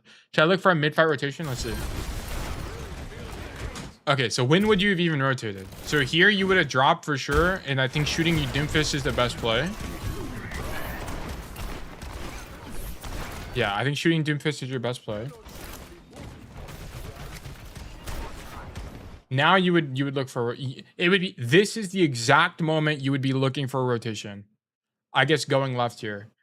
Do you think going left here makes sense?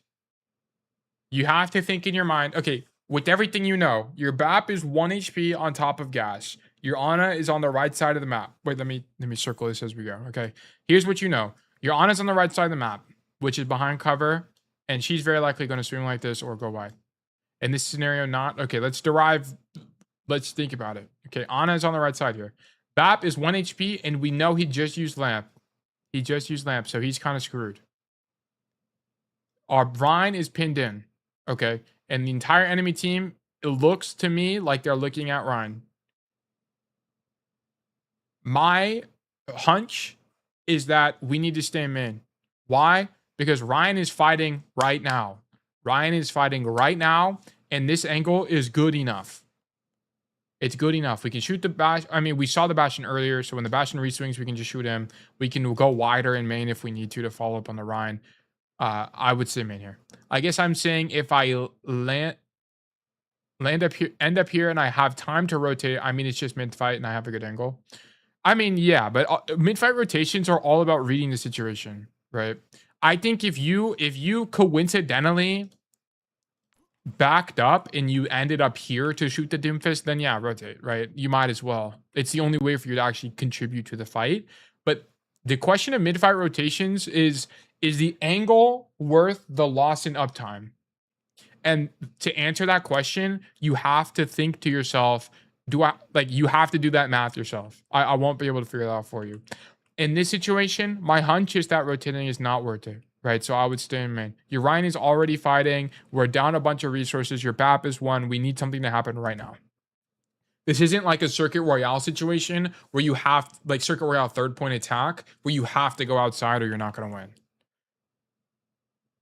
So I think this angle is fine. I would stay main here. I would not rotate. If you're making any rotation, I wouldn't look to wrap around diner. Gas. I would look to like come up top here. Is what I would do if you were going to do anything. But I think staying main is probably fine.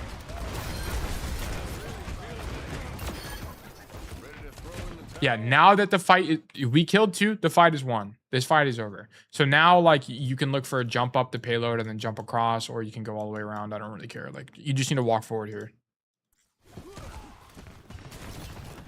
Yeah. Cool. I think you played that well. I think the only thing there is the Deadeye. You could have waited a little bit longer so you can shoot them after Suzu, but I think you didn't expect the Suzu to come through.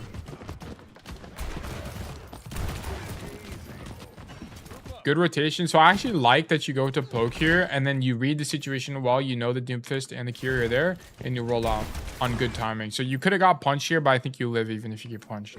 So I think this is fine. Okay, this is a mistake though. You need to stage.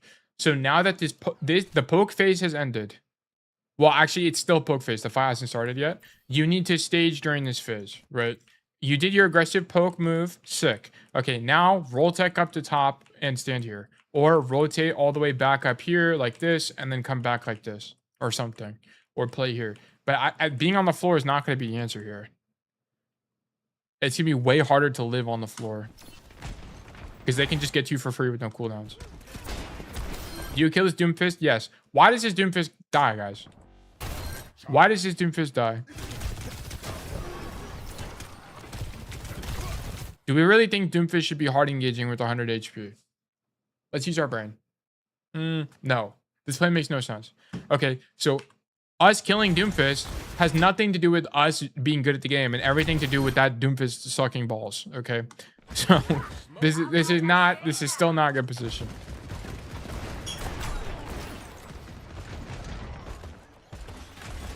So you might argue, I think our Sojourn was on top of gas, by the way. You might argue, but Tail, my Sojourn's on top of gas station. Okay, what other angle are you going to play? Every other angle sucks. Every other angle sucks. Being on the floor sucks. You're easy to get dove and it's easier to die here. You don't have that good of rotations.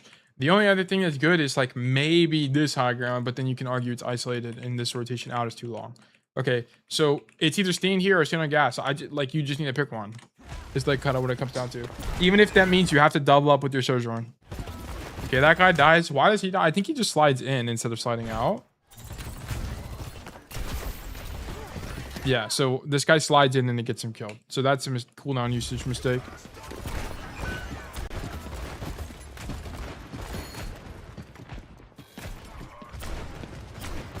So here you're matching your Ryan and your Sojourn's intention, but after your Sojourn dies, honestly, I would just leave. I would not keep repeaking this.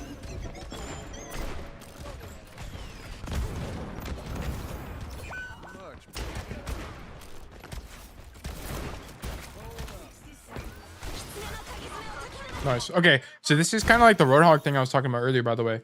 How does Montana live the Doom Punch here, by the way? How does he live this? Okay, he sees Doomfist. He threw flash at block. Being on the floor in this map feels awkward to you. It should. That's good behavior. That shows me that you understand the game. Okay. But how does Montana live this? Montana knows that he just threw his flashbang at the punch or the block and gave him empowered punch. Okay, so Montana in his brain is thinking, oh my god, I'm actually so stupid. He's gonna punch me. This is what Montana is thinking almost precisely in his head right now. So what Montana is doing is he's waiting till he uses the cooldown, aka a visual cue, and then he's moving to dodge it accordingly. Roadhog works the exact same. You have to read the tank's body language. Okay, Doomfist is a little bit easier because there's a longer animation, but it's the same concept, right? He knows that he's about to get hooked. It's obvious. You read the body language and then you just leave. Oh shit, always thought Flash makes it impossible for Doom to use punch. Yeah, it does. Whenever he's hindered, it does. But the problem is he used block. So here's what he did. Look, you shot him, he used block, so he's hindered here. He just waits till the hinder goes away and then punches. Fortunately, you dodge it, but you dodge it because you read body language correctly. And he's not that good. Like, he can't punch when he's hindered.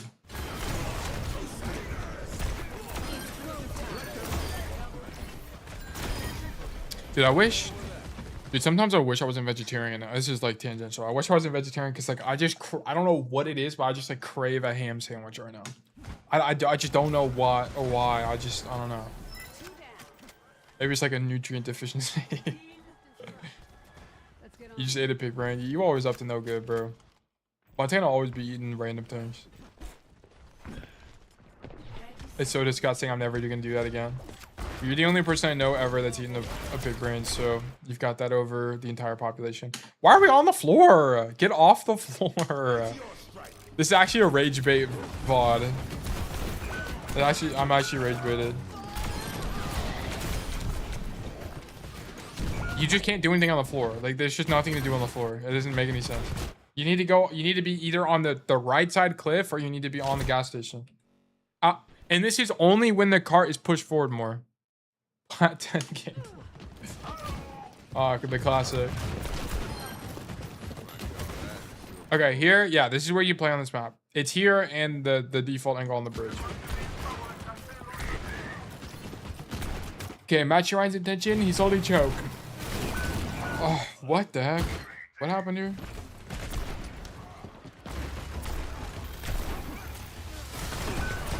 Yeah, unfortunately, you got outskilled. I'm gonna be honest. You just got outskilled. Just put the omnivore in the bag, bro. Get up a good butcher. And the meat is not gonna be tainted with guilt. I actually like being vegetarian.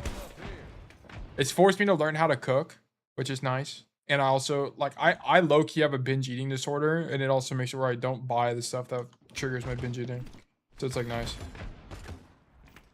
But anyway, that's a whole different conversation. Yeah, you got outskilled there, by the way. There's honestly nothing you can do about that Doomfist punch. You're just dead. You're actually just fried. Okay.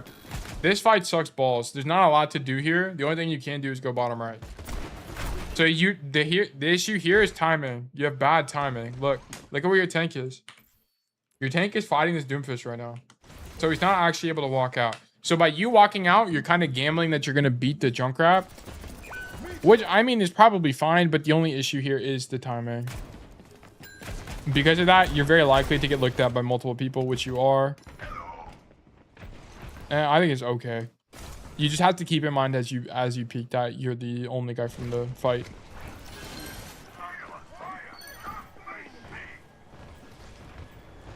Okay. DJ Khaled on the other team is doing business. Yeah, I don't really know why you make this rotation, by the way. So here, okay, you try to go help your team, and then he ends up dying, so then you need to go touch point. And this door's closer. So that's fine.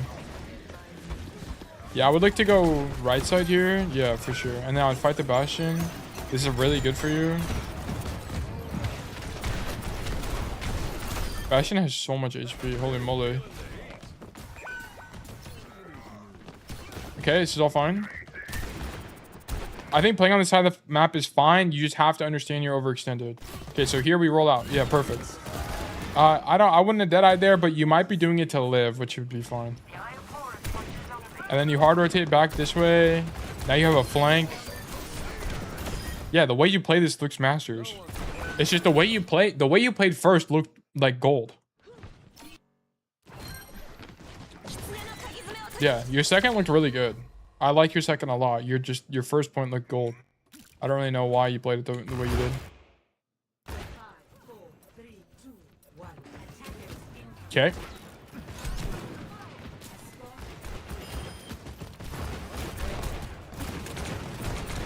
Yeah, we are unfortunately card, so that's why we're not going. Okay, and now we leave. This is sick. This is why we go cave. Dude, this is why we go cave. It's so free. It's actually so free. The amount of times I get kills like this are insane. In GM, by the way. The amount of times I get 2 taps like this are insane. Insane. This rotation is so free. I would do the same thing. I would be turbo greedy here. Nice. You're actually better. You're actually just better. Nice job. Here you poke the walkout. You roll. Okay, because you have good spacing, you have enough time to react to the Doomfist and roll out. Interesting. I thought it was a mistake to deepen flip the map here because of no information. So they, okay. So here's how I would have thought about this. Bang. Shoot Bastion. Shoot Bastion. Ride the cart. We get a kill, which is fine. Get the 2-tap. I mean, if you want to be 100% objectively correct, I think your best play is actually to unswing. It is to leave. I think your like 100% best play is to unswing. But that's the reason this is it's contingent on other things working properly, right? Like these guys kiting out. If these guys kited out correctly and your Rhine took space down main, you're fine. Like I think it'd be fine. But how I would think about this is I want to carry every game I'm in. I'm trying to carry. Okay. And how do we carry here? We just killed. We're up 2. Okay. Our Rhine coincidentally is with us. But we should know at this point that our Rhine is probably doing something. If we don't know he's behind us, he's definitely in main. And he's going to start taking space here. So the thing is, if you start taking space, even if you trade out, it's still winning.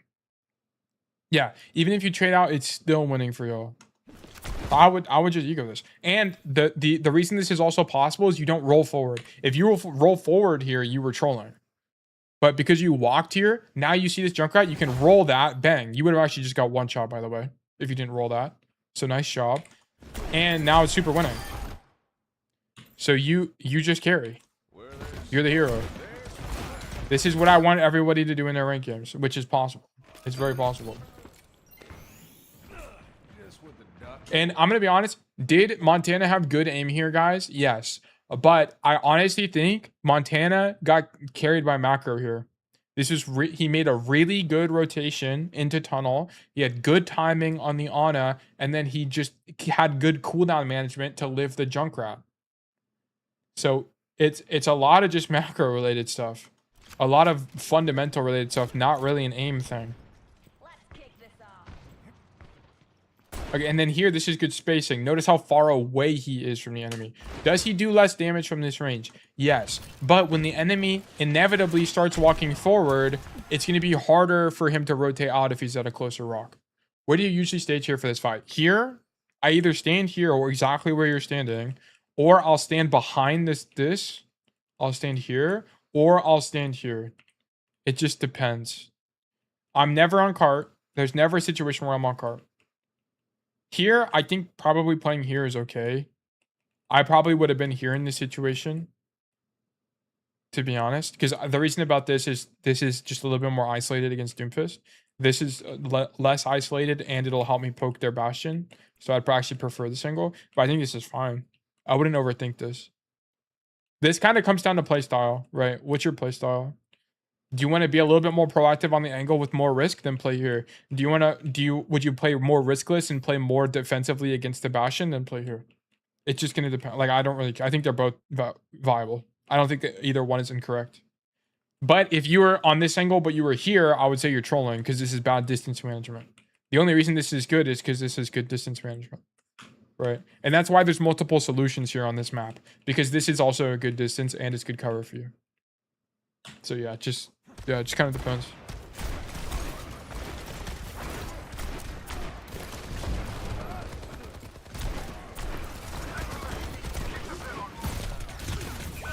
Okay, so here, love this from you. Bang, bang, bang, bang, bang. This is a misplay. It's not actually you flashing, by the way. It's your movement here. So look at your movement. The position is fine. Your movement's bad. Look. So here's the fight. Here's you. Good distance management. Walk forward toward this Doomfist. And now your roll is bad and you're dead. Also, you missed a flash opportunity earlier. Here. When this happens, just flash. Just flash here. Flash here.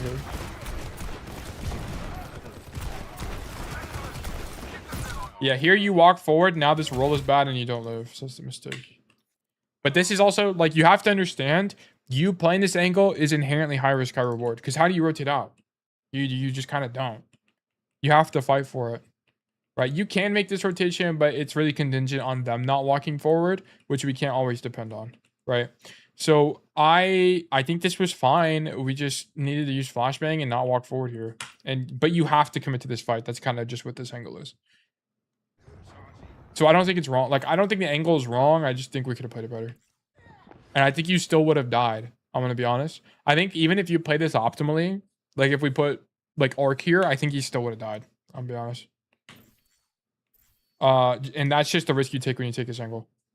I would have taken this angle, which is safer. But that's just my playstyle on Route 66.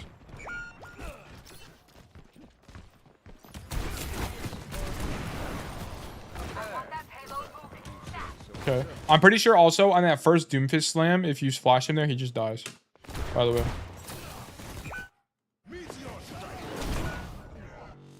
Okay.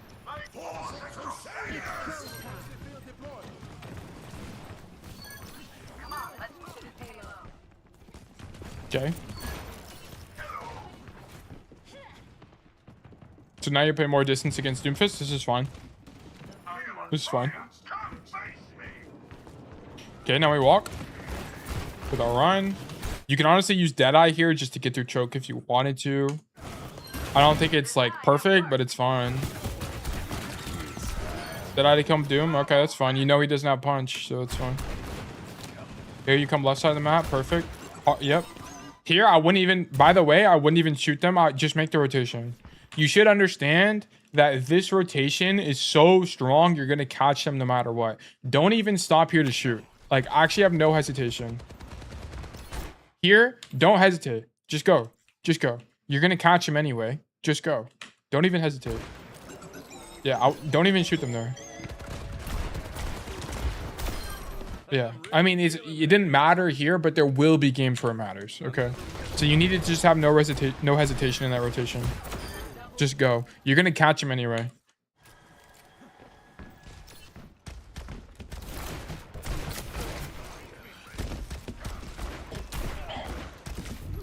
Okay, weird situation where we're in that room. That's fine.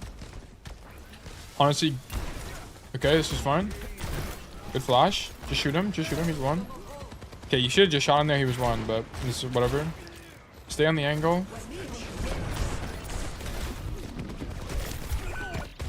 Okay, a little bit unlucky. Where's our other DPS?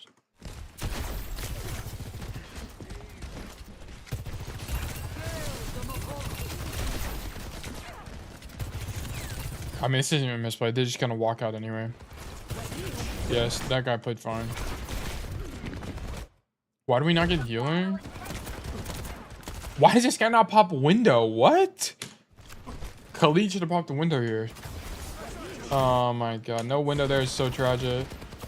This is fine. I mean, Kiri's doing the right thing. And our Ryan can't really do anything here. So us not popping window here actually kind of lost this. I don't really think you do anything wrong. I think... So the alternative here is that... I mean, the alternative here is you actually killed Doomfist. So this was the misplay. Because he has 14 health. So... Yeah, you just kind of need to kill Doom, I'm gonna be honest. Maybe drop down and move all the way to the left. I think the rotation would just take too long. Like, here. That's what I was about to say. Like, the alternative is here. You could just peek and then honestly walk back to here. Or you could just drop. But I think... I mean, this is risky, number one. You could also walk back this way, go all the way this way, and then drop again. Like, I don't really know how you would do that, to be honest with you. Maybe drop down and move all the way to the left before and take the angle from a different point. I'm gonna be honest, you guys just needed to window this fight, and you need to kill the Doom first. I think this play is generally fine. Like, why are we not windowing? If you're Sojourn at a window here, you just win. I'll be honest, I think you played that fine. I think if you were in a higher elo average game, you would have won that fight. So I think it's fine. Okay, you had roll there. I don't really know why you'd get hit. You can hear him charge it, just roll. That's fine. Nice. Good dodge. Okay, your Rhine is in, so we make the rotation. This is good. Hard flank. Nice. I'd pop Deadeye. Nice. Shoot. You just need a kill here. You don't need to kill everybody. You just need a kill. The pressure is insane. You deadlifted this fight. Good job. And this is why I tell everyone to flank. This is why you should just flank all the time on Cass. It's really strong. It's really strong. Really, really, really strong. Nice. Good job.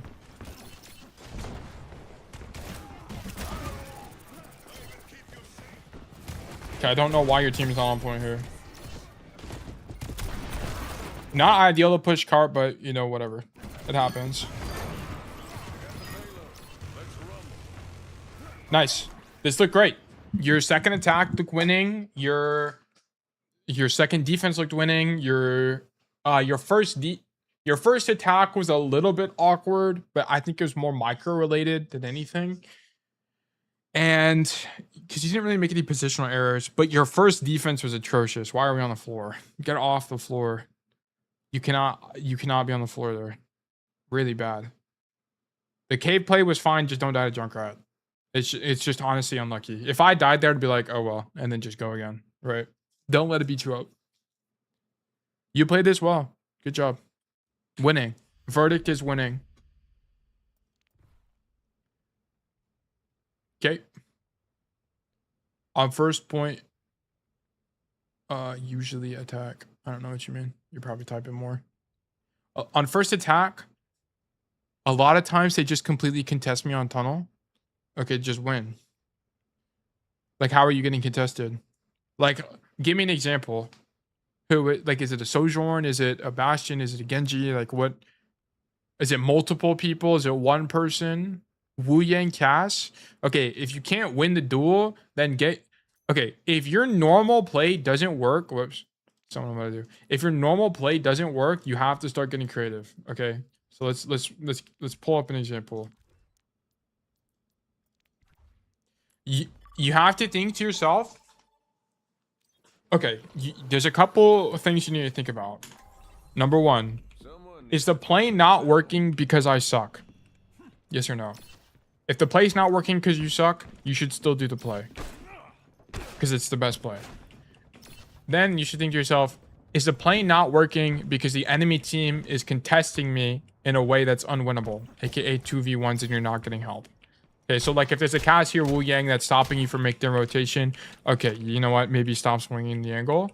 But you could also think, there's another way to think about it, which is if you swing the angle and they both try to kill you and you live, you just baited two people's attention and lived, which can be strong on good timing. So you could think about it that way. But also you can think about it, okay, I'm going to stop doing that and I'm going to get creative. So what you're going to do is you're going to like, you could like walk this way like this, and then you could crouch like this. And then you should, like, I don't know, try to take a duel here on good timing. You could also do this. You can jump up this rock, roll here, and then you could make this rotation. And then you could just suicide rotate this way, like this, and just bait attention for your tank to walk in. There's things you can do. Or if you, like, get to here, you could, like... do something crazy like this on good timing. Like, it'll just depend. It really depends. I'd have to see the exact situation, but it's very likely that there's some rotation that was available to you, even if it means you'll die, right? Sometimes you'll get in situations where you just get stuck and choke and there's nothing you can do. In situations like that, sometimes you just have to like suicide rotate. Like, go like this, try to get one, bait a bunch of cooldowns, and then die, and then hope your team just walks in behind you. The lower elo you are, the less likely that is to work, unfortunately. But in like GM plus, if you bait attention like that, your team will generally fill the space. What do you do when a Genji contests the flank all the time on a second attack or a Reaper? Okay, so if I'm here, normally your best play on Cassidy is this. Bang, you cross into here, reload, grab the mega if you need it, whatever. Shoot these guys, and then you're going to look for this rotation. This is generally your best play. Okay, if I'm consistently getting marked, like there's a Reaper here, and I can't beat him for whatever reason. If I can't beat him just because I suck, I'm going to just do it every time. I'm just going to 1v1 him until I beat him. I'm going to be honest with you. But if it's like, let's say there's a Genji and a Reaper playing on this side of the map, then what you can do is you can ride cart with your team. Like, let's say the cart's here. You can just ride cart like this and then flip the map to garage. And it's really hard to dive you in garage. So you could play in garage like this. Put people out. You can play this door like this if you want. And then from here, you have this rotation. And you can just walk this way. Use these as cover. Also available to you. Another thing you can do is you can make this rotation. Let's say they're playing Reaper and Genji. If you know they're both on that side of the map, okay, well, what do you know now? You know by process of elimination that they're not on this side of the map, right? So you can come this way. And then you could probably take this space aggressively. Right. It's just going to depend, right? Reading the situation to determine what the best play is a skill. A trainable skill for sure. But that's what turns a good Cassidy to a great Cassidy. Is adapting to the situation. And that's an important skill to learn as a one trick. Is how to adapt to the situation like that. But yeah. Okay, hopefully that answered your question. Questions like that are kind of hard to answer because it really just depends. It really just depends on what is your team playing. Do you have a dive tank? Do you have a ground tank? What is the enemy team playing? Yeah, so on and so forth. Okay, thanks. Good night then. Yeah, no problem at all, Montana. Thanks for tuning in. I still want to just work on your first attack. No, your first defense. Your first defense, not your attack. Your first attack was fine. Your first defense was really weak. Your positioning was really bad. Defense, yeah. Okay, gotcha. Cool. Yeah, and thank you for tuning in, man. I hope you have a great rest of your night. Okay, so we're going to do one VOD from Organic, and then we're going to do an Ashe VOD, and then we're going to wrap it up from there. So we got about probably another hour and a half left of the stream. Something like that. And then, yeah, we'll go. Okay, so we have a Lijiang Tower code, and we also have a Numbani code. We're going to do Numbani, sorry, because we do Lijiang all the time. And I think Numbani would be more instructive. We're going to do Plat, and we're going to do Numbani. Copy this. Go to history, replays, import code. Okay. Ready for battle. All right. So our hero is Envy. He said, this game was probably an extreme example, but it's what happens with me 90% of the time. Other than that, I think I played this map correctly. Angle maxing most of the time. Okay. So if I had to guess, this is a close game where one fight changes everything and you lose. Something like that. So here, definitely the idea is to stage on this side of the map. The reason you don't want to be on this high ground is because if you're here and you don't have a DPS over here, the enemy team will just be able to take this side of the map for free, and good players will come coast side often and just come flank you, and you're kind of just cooked. Okay, so what you need to do is you shouldn't be standing this close though. This is bad staging. You should be here. That way, if someone does come coast side, you can deny them their rotation, okay? So you have a good position, but your understanding of the position is incorrect. If you ever watch me play this map, I always play here, and then I watch this way, and then if the people are coming through top, I shoot them there, and then if I hear people under, I shoot them under, right? This position is really good at stopping rotations. That's the whole idea of this position. And then if you do get contested, you just roll out back into the room behind you, and you live, okay? So you just don't have a good understanding of the position itself just based on staging here. You understand the idea, but you don't understand the why behind it. Yeah, like why are we breaking the stuff in the middle? Like what? Why are we breaking railings while the fight is happening? Like, you're in a position to help your team. Why are you not helping your team right now? Okay, you should see that the entire enemy team is in main, which is good. Here, you 100% need the ego. Sorry, my mic is clipping. You 100% need the ego this Wu Yang. You need to kill him. Okay, we unfortunately don't ego him. Good flash. That needs to be a kill. So when this happens, here, bang. I like this rotation from you. Good flash technique, by the way. Here, you see she's 1 HP. Just aim at her legs. Just aim at her legs. It's easier to hit her. Like her knee level. Yeah, that just needs to be a kill, I'm be honest. Good play. Just needs to be the mechanical failure there. But here, just to be clear with you, here's how this should have played. So here, this whole time, you should have either been shooting you should have been shooting the monkey from here, and then you should see that they're all main, or hear that there's no one right side. Come up top like this, stand here and shoot down main like this. Okay, and then you need to read if you're the dive target or not. If you're the dive target from monkey, you're gonna roll backwards like this, and then you're gonna walk to this side of the map and grab the mega, and then go back. Okay. So if you aren't a dive target, you're just gonna sit up here and shoot them. If this Wu Yang jumps up here, you win this every time. So fight him. Right, like here, for example, when this happened, you needed to just fight the Wu Yang for sure. But yeah, and then you make this rotation here, which is fine, but you just need to kill the tracer, because if you kill the tracer, you live here.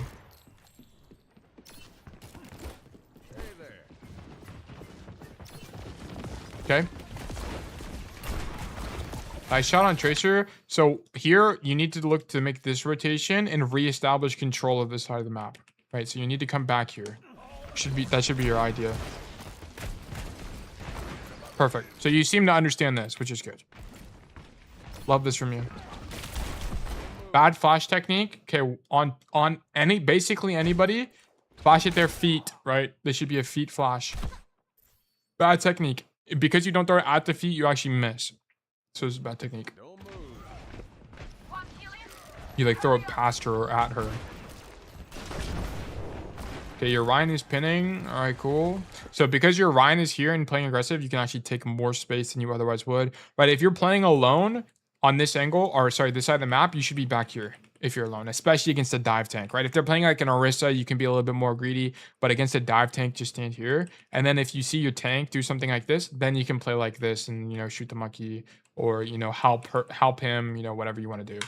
So now you can walk forward. So this is good understanding of spacing. Okay, I like the flash in the tracer, but it's bad technique. Once again, aim for the floor.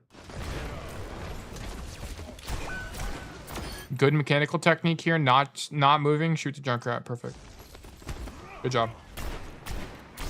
Same thing. This guy can't zap you from that far away. I mean, or at least be a reasonable threat, so you stop moving. Good. Here, I would drop and help Ryan. This is not really a normal situation, but this is a position that you can follow up on, and a lot of the enemy team is dead, so dropping I think is fine. Then you see the Ryan is too deep. Yep, this is exactly what I would do. I'll just go back top. So perfect.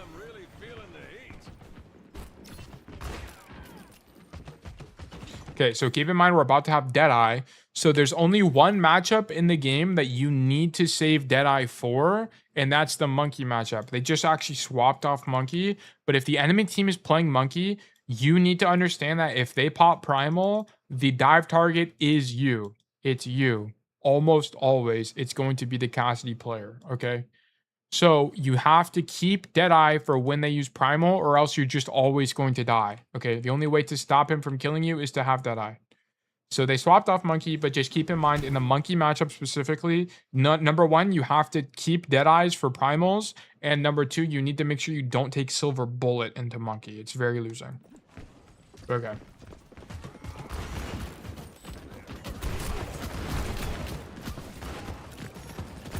So here, you should know that they're on a Junker Queen swap now, no longer Monkey.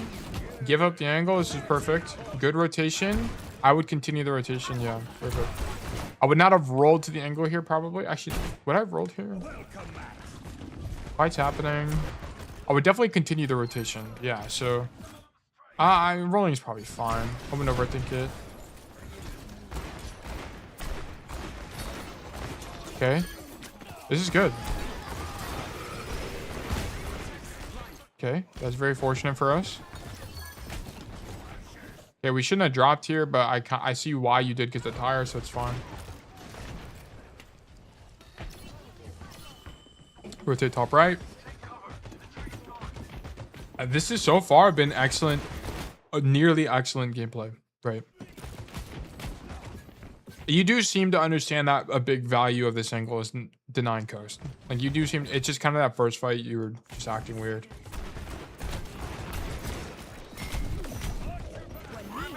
I would Deadeye here for sure. Deadeye here for sure. Yeah, nice. And I would have just drawn. I would have just drawn immediately. If I died to the flag, whatever. Because that's 2 kills. I wouldn't have walked toward the junk right there. There's a good chance I just die. Yeah, I would. Here, I would have just drawn. Bang, draw. Also, the Genji's not even looking at you here. So I was just drawn. Even if I don't kill anybody, it's still good. Here. Yeah. It just kind of comes down to you needed to draw there. I'm gonna be honest.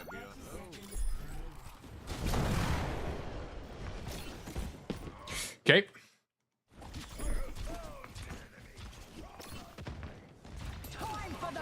Unfortunate.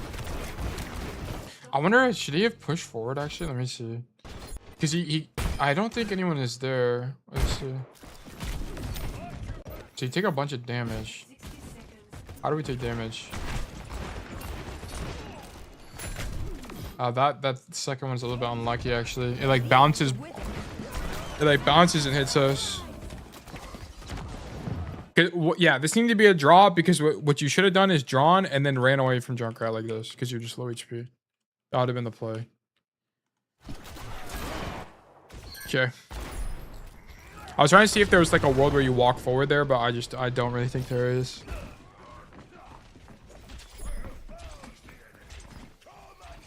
This is a good idea, by the way. It's just unfortunate you don't touch. That idea is correct.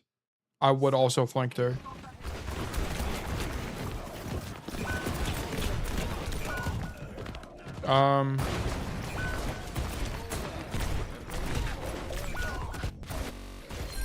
Is there a way to live this? So this rotation is fine. Here you're just walking forward when they're clearly going to start taking space, right? So here, once this Junker Queen ult comes out, your idea should not be to walk forward. Your idea should be to keep space. So here, you should, I mean, you can see the posture, right? Junker Queen ulti just hit. They likely hit your Reinhardt who's extended with the Queen, and then you also see Curie. They're going to walk forward here, right? So your mistake is not actually being in main here. Your mistake is that you walk forward, right? You walk forward like, I don't know, 5 meters, and this gets you killed. Because now you have worse timing, you have worse spacing against this Queen and Genji, and now this roll doesn't take you far enough to get you around the corner, and you're dead. So, yeah, so just make sure... You have to read the enemy's team posture, right? If they're going to push into you, start backing up. This is the ebb and flow of Overwatch, right? It's not your position that was wrong. It's that you walked forward incorrectly, which means you had bad spacing, which got you killed later in the fight. Okay.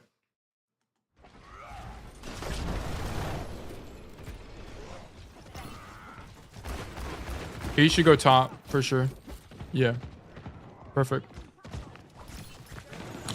Okay, so on these fights, you don't want to go top and this left side because actually everything ends up being out of your range. You want to go top and you want to go right side because what you want is you want to be in this room for this flank like this and this angle in the mid fight if the card is all the way up here. Okay, so you're playing the wrong side of the map. This is a knowledge issue. This is a positioning and knowledge issue. You shouldn't be here because this is going to make you outranged by everybody, right? There's going to be an Ana here that's going to you out of Kiriko and Hanzo, whatever. And there's not a lot of cover here, right? Sorry, my Amazon's going off. So here you should like, if you're going to play top, your idea should be to play around this door frame like this or just stay in the room. but staying in the room here sucks. So I wouldn't be going left side up top. I'd be going right side into the room on the right. Because how I normally path whenever I come out of the spawn is that you can roll across to the here and then walk this way, walk up here, walk this way, and then I shoot from here if I can, and then I'll look for this rotation. Like look for a flank through this door, right? See if I can shoot someone from the side or hard rotate like this. It's normally what I do. So I don't like this positioning, the staging and positioning from you. I think it's bad. You're fortunately in a good place to capitalize on where the enemy team is here, but I think this is more circumstantial than anything. I think your better play is still this, right? 2-tap Diana real quick, right? I think that you just kind of got lucky.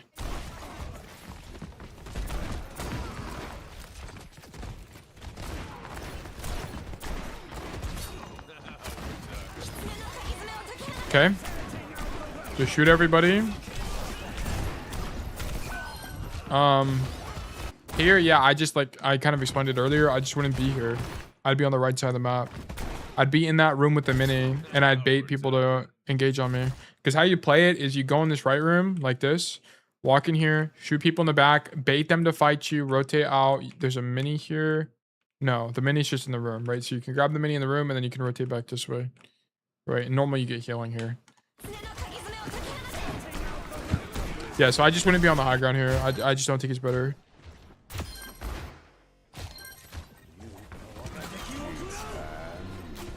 Good Deadeye. I like it. I mean, against better players, this won't work, by the way. You won't get a kill. You'll zone people out. So the reason this is good is it lets your tank walk in, right? It eases the pressure. But honestly, if you want to do this Deadeye, this is kind of time sensitive, but the better version of this Deadeye would be here, but you just can't do it here because it's time sensitive. But the idea of the Deadeye is that it's going to put a lot of pressure out to let your Rhine walk forward.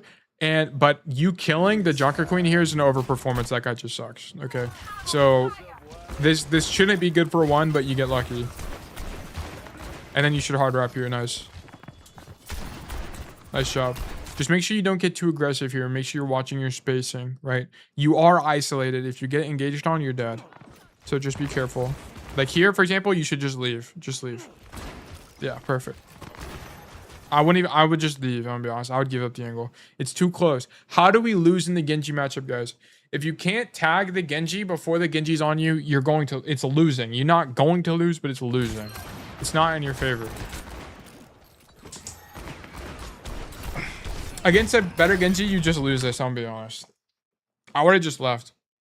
And then just poked him, right? I'd be walking backwards like this, making space between me and Genji. And then if I hit a shot, then I would walk forward. Okay, that's how I would have played that. Good flank, though. Okay, your Life Weaver trolled you. The Life Weaver just threw the entire fight. So what you needed to... This was good. Like, you should have done this and then just walk forward and kill the Ana. Like, come here, kill Ana. Kill Kiri. So your Life Weaver gripping you actually makes you lose your win condition this fight.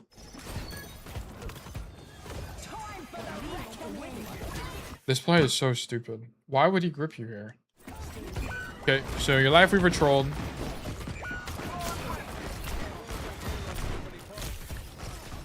Yeah, now you guys don't have a win condition. Nice job. Yeah. Here you had Silver Bullet, by the way. If you Silver Bullet her, she might have actually died. Oh, whatever. Okay, unlucky. You had the right idea, though.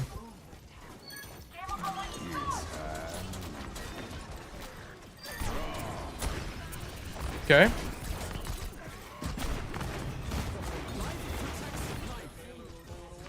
We see 9. Really? Here, okay, here flanking is wrong. Okay, why is flanking wrong here? Because these guys, there's only 2 people on point.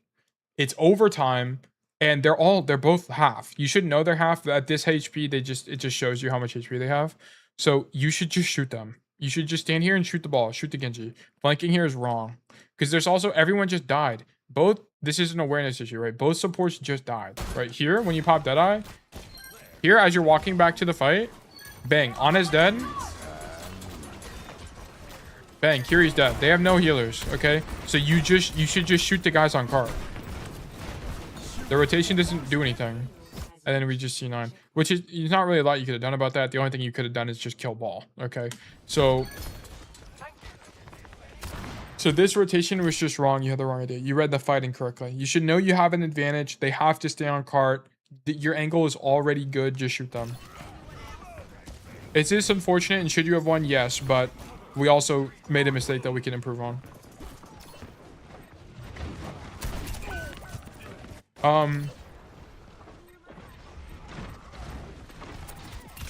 Okay, so I actually like the play, but your movement is wrong. So here, bang, wide swing. Your idea should not be to walk out of the door frame though. That's the only mistake. Your idea should be to stay in the room. Stay in the room. But honestly, it's honestly a little bit unlucky, I'm being real. Just get your shit rocked, whatever happens.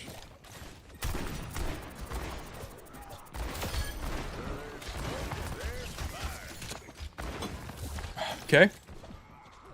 Go back up top. This is fine. This is fine only in this tank matchup, by the way. If they're playing a Diva, if they're playing a Winston, if they're playing a Doomfist, this is troll. Okay, because you're just gonna die. There's not like a good way to live against dives in this location. So this is a matchup specific play that's good.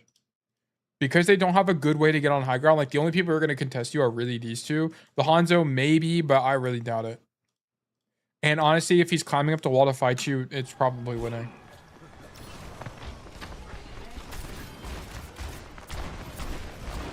Nice shots on Ana. Okay, same problem. Your idea here should not be to, like here, this is fine. Once you get contested, it's less about killing them and more about living. Okay, here you're thinking too much about killing them. Killing the Ana here is fine, like I said, but this is because you're not getting contested, right? Now, here you hit this headshot. Your idea should not be to greed the Genji kill. Your idea should be to live. You need to live. Play the angle safer. Is it unlucky that you one-tap yourself? Yes. But also, I think this sequence is fine. Bang, bang, bang, bang, bang, whatever. Shoot the Genji. Maybe it's just... Maybe I'm overthinking it, and maybe you should just not shoot deflect. I'm gonna be honest. I think this might just be a don't shoot deflect moment. I think it is a don't shoot deflect moment because I actually think it's fine. That headshot is really good. And also, you're swinging out wide, but they can't. Everyone else can't see you, so it's just a 1v1, so it's winning. Yeah, I think it's just don't shoot deflect. I changed my mind. Just don't shoot deflect there.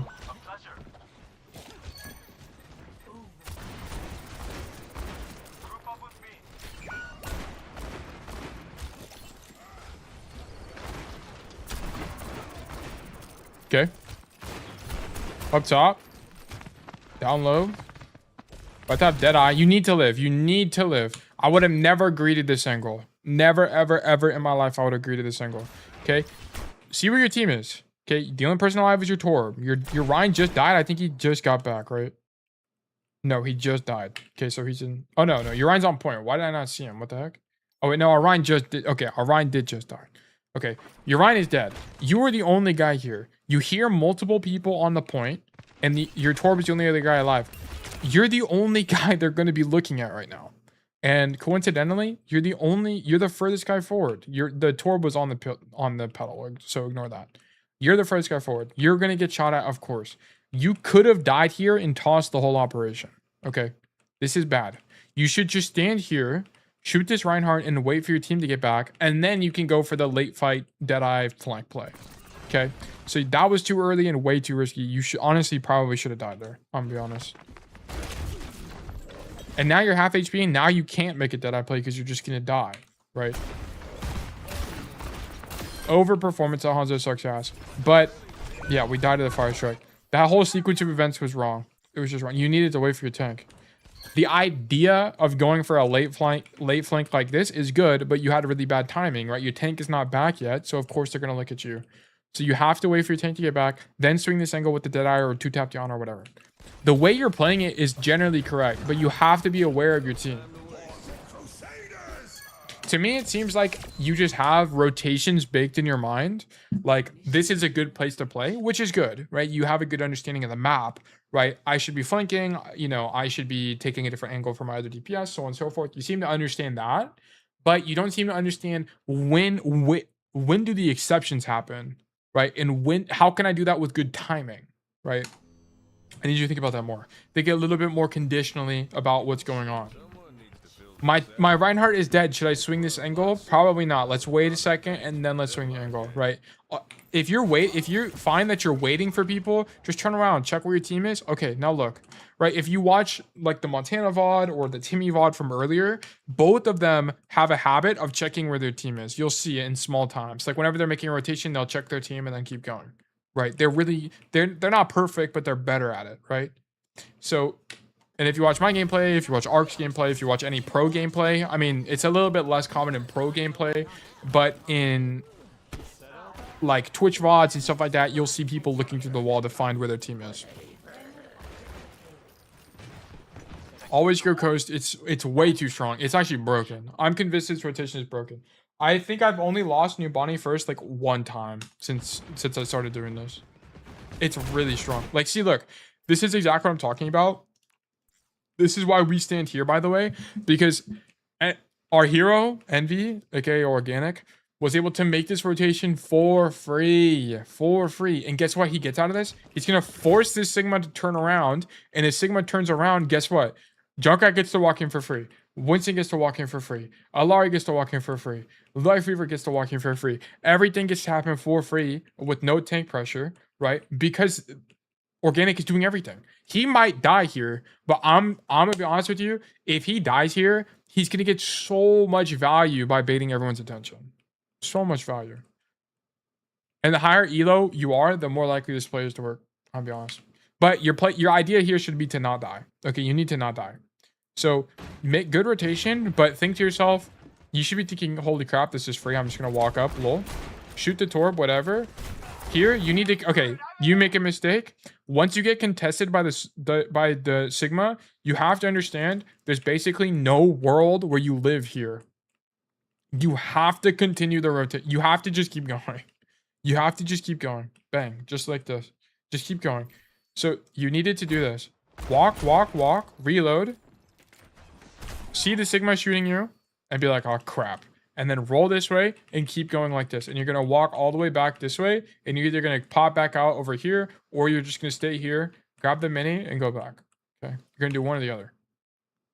But you can't fight the Sigma. You're going to lose. Okay. You lose this every time.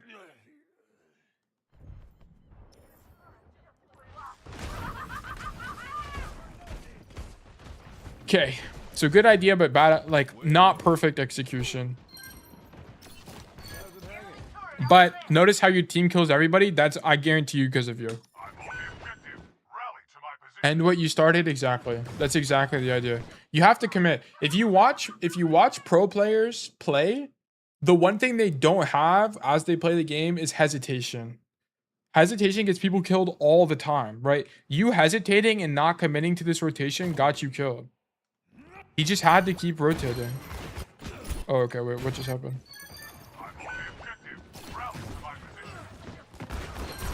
Yeah, your team just is the GOAT. You weren't alive for this fight, but you made a play that started the fight. So this is good. You made an opening for your team.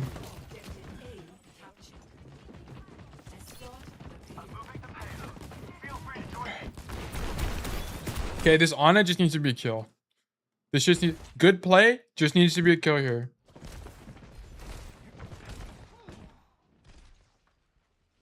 Yeah, you're just too high. And then you start shooting, you target switched again, dude. Really good flank, you just need to kill the Ana. And then you just don't have a rotation here. There's not really a lot you can do. I guess you could have walked out and gambled that you didn't get hooked there, but I understand why you didn't do that. And then you didn't realize you were gonna get swung by 2. So honestly, whatever.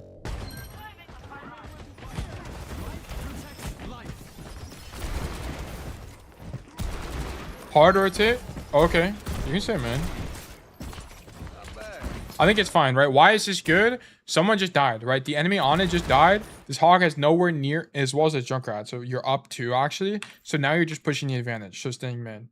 Alternatively, you could have made this rotation, but now I think about it, I think it's actually worse. I think you actually make the best play. You can also rotate up this way and look for a dead eye, but you're already up 2, so just walk down main.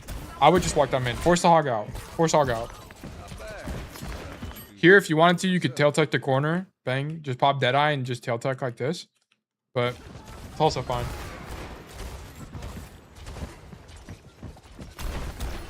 Okay, same concept. Just go deeper, bro. Just go deeper.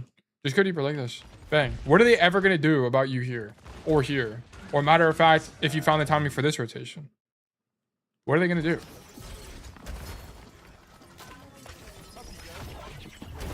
Oh my god, your Life Weaver is actually such troll. That actually is not real. What?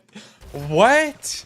Okay, Deadeye to zone the enemy team out so we can get card progress. I'm not really 100% with this Deadeye. I once again think your best play is to do like, go like this basically. I think this is your best play. But this guy gripping you after your Deadeye is over into the enemy team just to get hooked is actually insane. I have immense empathy for plat players. That's actually crazy that happened. I cannot believe he just got done like that. That's the second time this game he's gotten done like that, by the way. Actually crazy.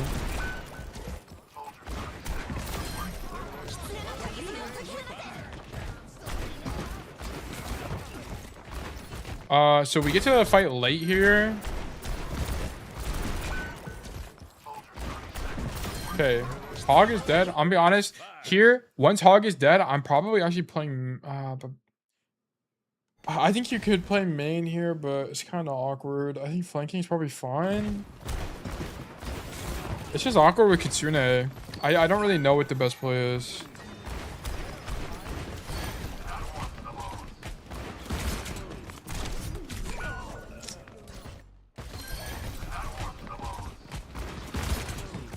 He's just too far. Oh, whatever. Okay, that was just awkward because he got back to the fight late and then they popped Kitsune. I think going wide there is probably correct. Bad flash. Bad flash. You just wait for Flash to come back up and fight him again.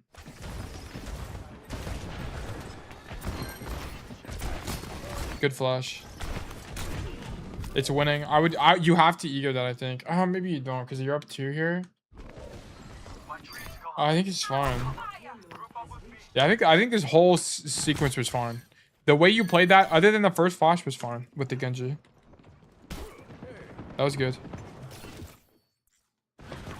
Oh, you win this game. Good job.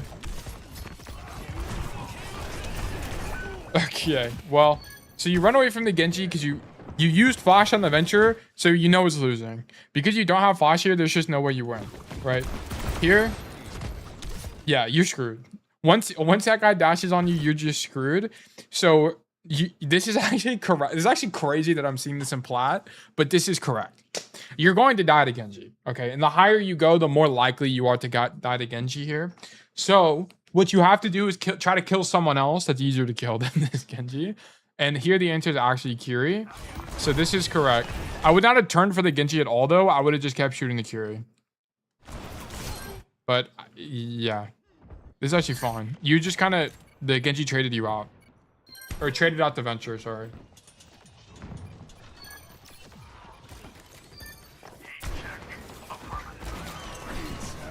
Okay.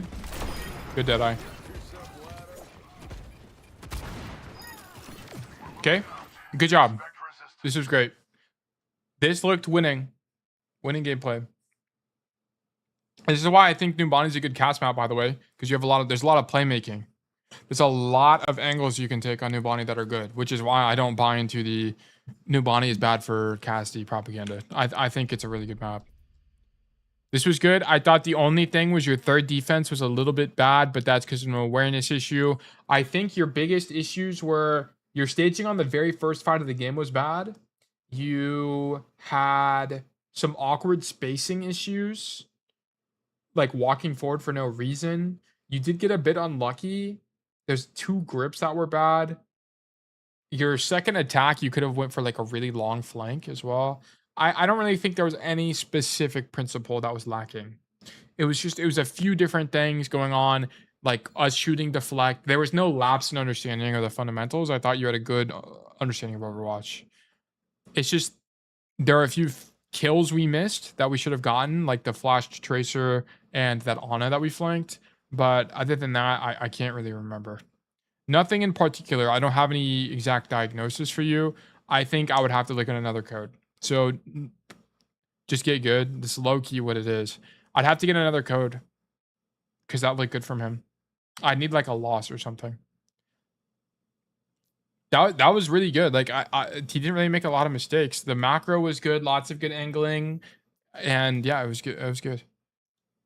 If you die a lot on Cass, it's generally not that big a deal. I wouldn't overthink your deaths. Or the numbers. Don't overthink the scoreboard. The scoreboard lies. There's so many VODs. If you just watch my content, you'll see how many fights people win just by existing on an angle. It's crazy. And that doesn't get translated to in the scoreboard. So don't overthink deaths in the scoreboard. It doesn't, unless you're dying like 29 times. Okay, of course there's a problem. But you should be thinking more about your rotations, your timings, stuff like that. Think about why you're dying. If you're dying on a good angle just because you get contested, all right, just get good. That's all it is. Okay, so that's 3 VODs from the community. I'm going to do 1 VOD from my friend's team. We're going to take a look at. Let me find this. This will be Ashe. So this will be slightly different than Cassidy. So how Ashe works, it's basically the same concepts of Cass, but more main botting because you have more range, so you can just play further away. Okay.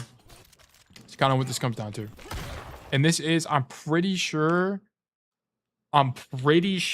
this is gold or plat. I'm pretty sure. Let me see if I actually have the rank.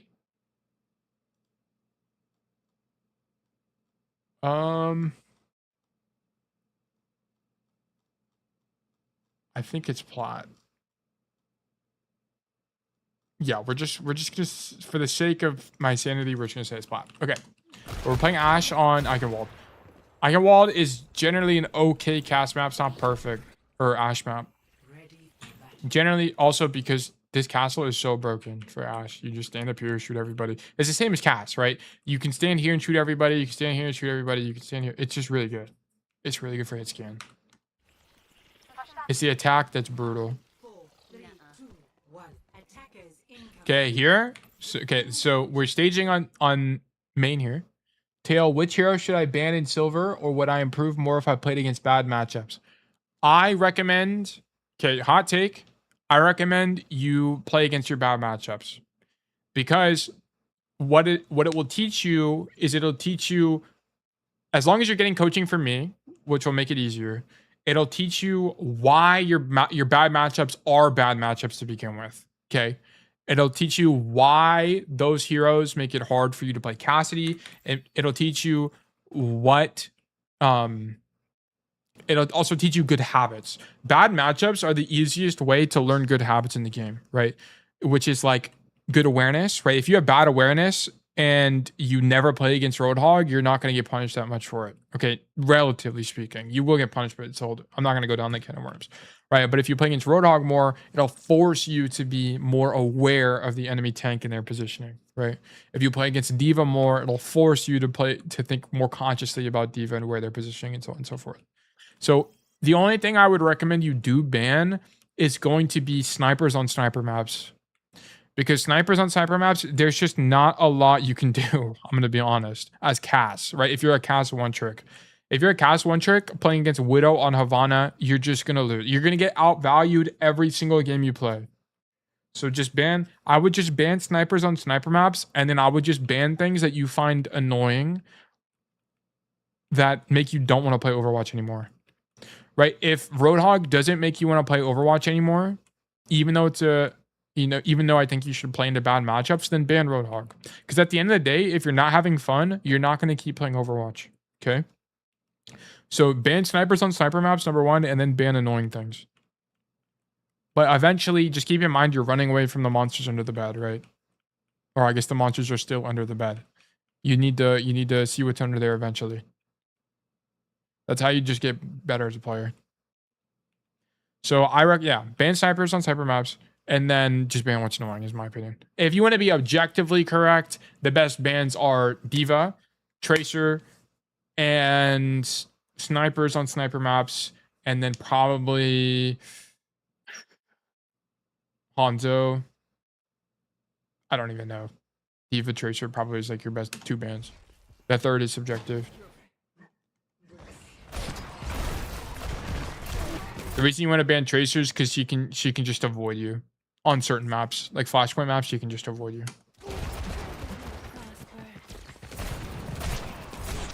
Okay. So, true. It feels really awkward to play cast against Widow and Sakura. Yeah, it shouldn't. Yeah, it's gonna be horrible because you just can't play make. You get denied good angles. I was getting obliterated by a Widow. Yeah, that's exactly correct. And the reason is because she just outvalues you. She outranges you in the neutral. You don't have ways to get to her, right? So you just die all the time. It's really bad. You get zoned out. It just sucks. Okay, so here, just one thing I want to point out. The reason why playing main is better here is because our Cassidy's on the angle, right? Cassidy's on the angle. So what are we doing? The Cassidy's going to be shooting from here, and we're going to be shooting from here. So we have a crossfire. Okay, so this is a concept called doubling up, right? If we were playing together, this is doubling up. Because we're not playing together, we are avoiding doubling up, which is what you should always try to do on with your other DPS, okay? So we just need to always keep in mind where the other DPS is playing. Sometimes you'll be forced to double up because it's the only good angle available to you, so it'll just depend on the situation. Good shots. The only thing here is watch how you're moving, okay? So here, this is a subconscious thing. You need to work on this. This is very important because it'll get you killed the higher rank you go. Here, you play the angle. Perfect. Steps forward, steps forward, steps forward. Look how much further you are forward. Right? Just play here. Just play here. Because if you get dove, you have to coach gun, and you're gonna have less distance between you and the person that dives you or whatever. You're also further away from cover, okay? So just stand here and shoot them. Just stand here. No reason to walk forward. This will get you killed. It gets people killed all the time in my VOD reviews, okay? So be very conscious of this. Okay.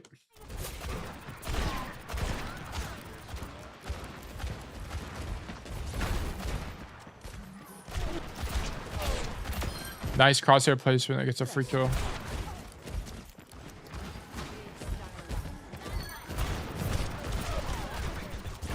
Okay. This is all good. I mean, this is just a textbook Ashe. I think the only thing is, let's look at dynamite usage on the first fight. Here, I would definitely throw a dynamite now is when I would throw it.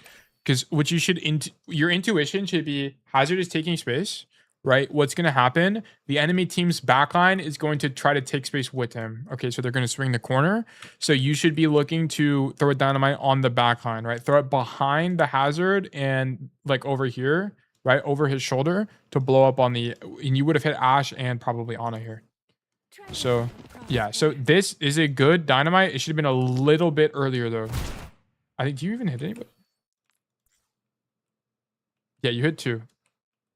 I mean, maybe the dynamite's just good actually. It's good in general. Maybe your window is actually wider than I thought. Maybe you actually had more time than I thought there. So it's probably fine. Nice. But yeah, this is exactly how you should play this corner, by the way. Like, it literally exactly like this. Perfect. Okay, I actually think that dynamite's fine. And I like that you're not... Yep, this is good. This is good. Here, match your team's intention. So your team is wanting to poke the walk up. Do the same thing, okay? Ashe is a little bit slower, of course, so you just need to be aware of what your team is doing. So what I would do is I would like come to this door here and I would poke the walk up from here, right? You have like a little bit of an angle like this. Just poke them like this and then just walk out this way and coach back if you have to. Ideally, you don't have to coach backwards to get back to the angle, but if you have bad timing or something happens, then yes, you can. But yeah, I would definitely be matching my team's intention here. Yeah, because the Roadhog dies. So is your Roadhog misplaying? Yes, but let's see how could we have prevented this. So he gets shot by everyone and their dog. And how does this happen? So here you would have been able to zone out Ashe, if, but I don't think you would have saved him though. What about this? Nah, because you wouldn't have been in mini room. He still would have died. He dies no matter what there, I think. So it actually, because he dies there, it's actually fortunate you're in this position. Whoops. Oh, how do we use dynamite? This is maybe you should. So Spilo says you generally want to wait till you see people before you throw dynamite. So that might be what I say here too. It might be too early. I think the idea of it is fine, but they're not there, right? And it's the same idea I was talking about earlier.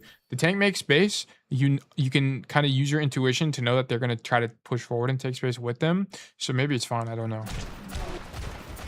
I don't know for certain.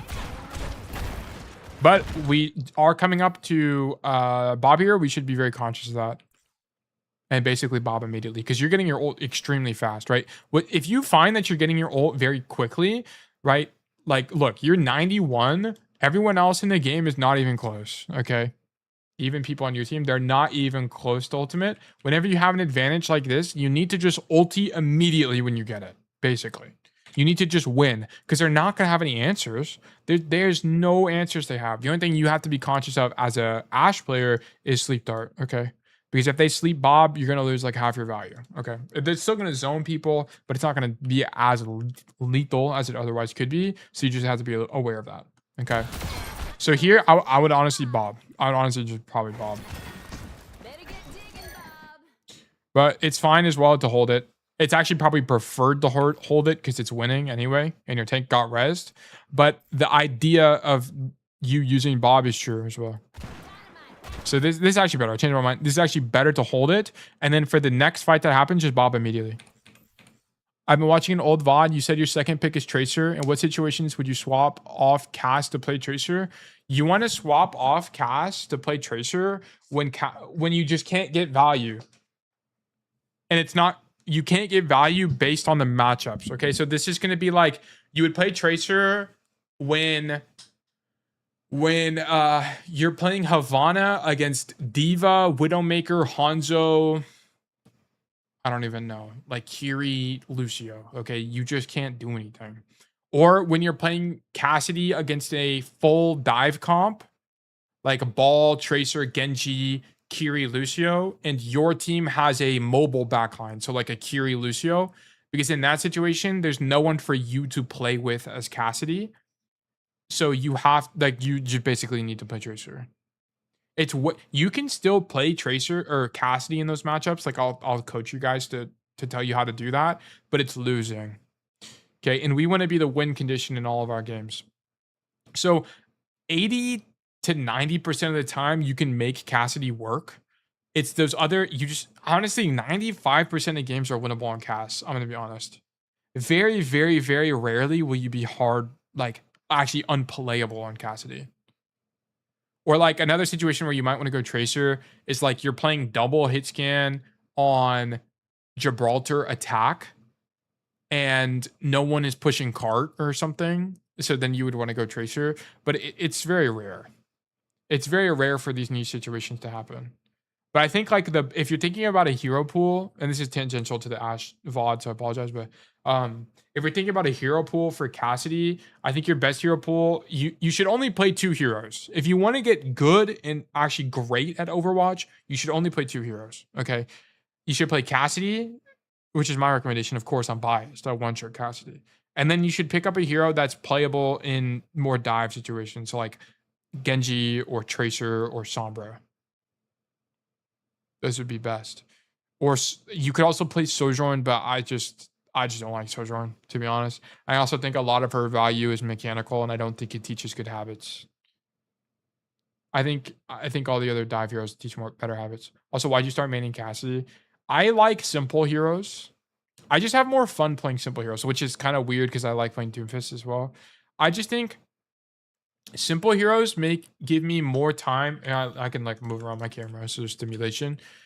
Like heroes that have a less bloated kit are more intuitive for me, and I just have more fun. Like I don't normally have fun spamming abilities and zooming around the map and doing whatever. I have more fun like learning the fundamentals of a game, the basics of a game, the push and pull, and excelling doing that. I just think it's more fun.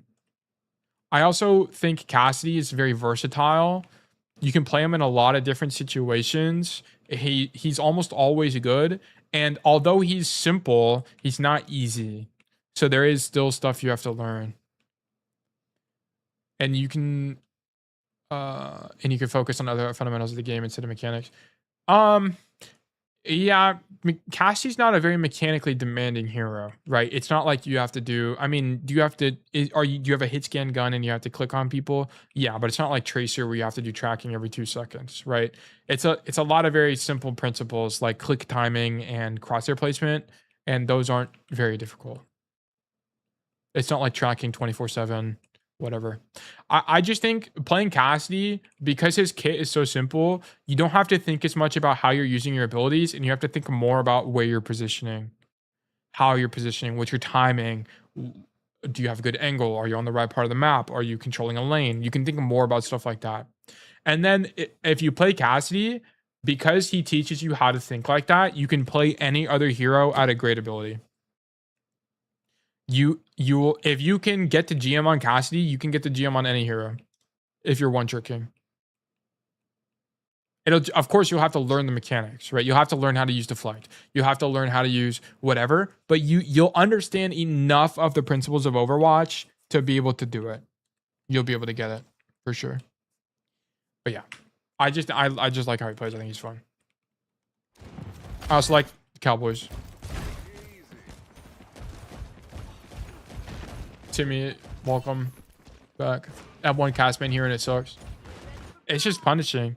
Cass is very punishing. He's not the thing about Cass is very punishing if you. So the thing about it is it's hard to make the wrong play on Cassidy, right? It's easy to make the wrong play on Tracer. Okay, it's hard to make the wrong play on Cassidy. Okay, but if you do But the thing with Cassidy is there's less there's less correct plays available. Okay, so it looks like this. So here's how Tracer's web looks like. Tracer's web looks like this. Of like stuff you can do. There's like a billion forks of things you can do on Tracer.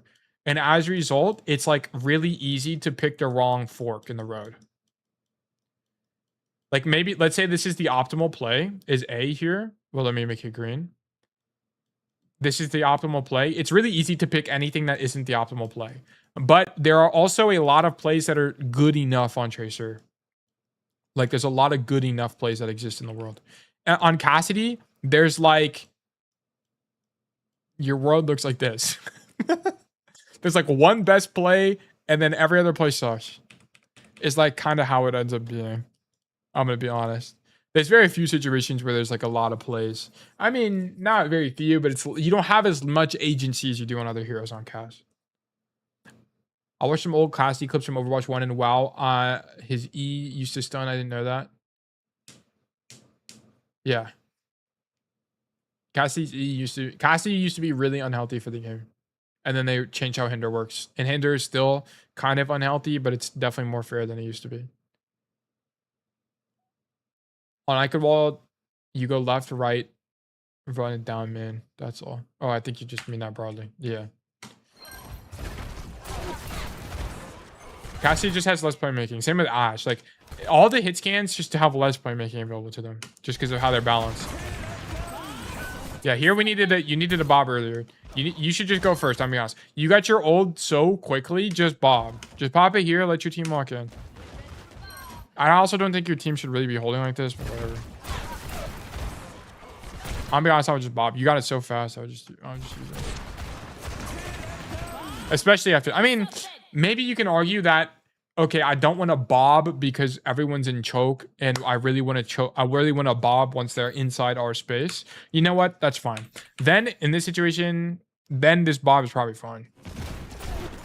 Bob's probably fine. Also, I think standing here is fine because you don't really have a good enough angle here. So here you're trying to follow up with your team. So I think it's fine. I think his Bob is probably good. I think Bob's probably fine. I'm being honest, they're just not really playing anything that contests you. And your Roadhog is just doing everything.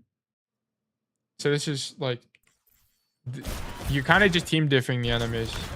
There's not a lot you can actually do wrong here. Where's our dynamite?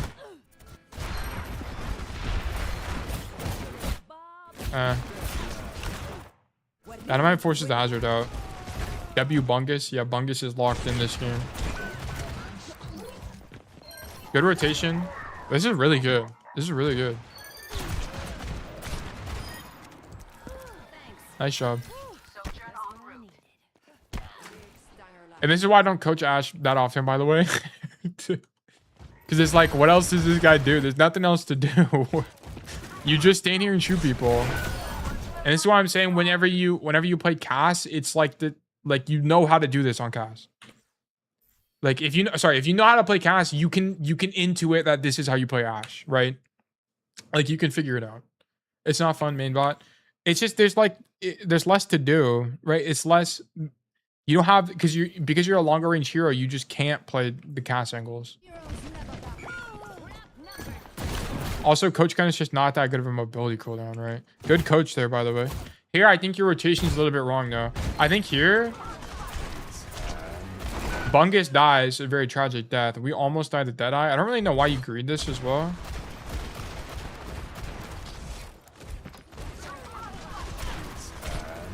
Also, okay, funny enough, the reason you take this much damage is because you're doing this walk forward thing, by the way. If you were just right here playing this angle like this, you would have never taken 2 billion damage, but whatever. You kill the Cass, you know, ego him or whatever. Oh, it is what it is. Here, I would just assume your teammate's going to die and just coach back up like you did earlier and just play here. Because you're Ashe. What are you really going to do here anyway, right? You don't do enough damage. You don't have any utility you can pump into him other than dynamite, but you can just do that from here. And it's the same thing. So I think you had the wrong idea here. I think you should have rotated back up to the high ground and then just wait for the next fight by rotating through tunnel. So I think this is a mistake.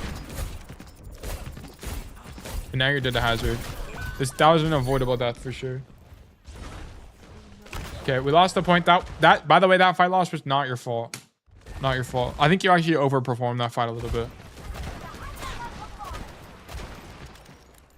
Okay. I like that you're saving dynamite to dynamite backline here. I like that you're not just throwing it on hazard. This is good. I would dynamite here though. Once I see that guy walk out, I would dynamite in the room.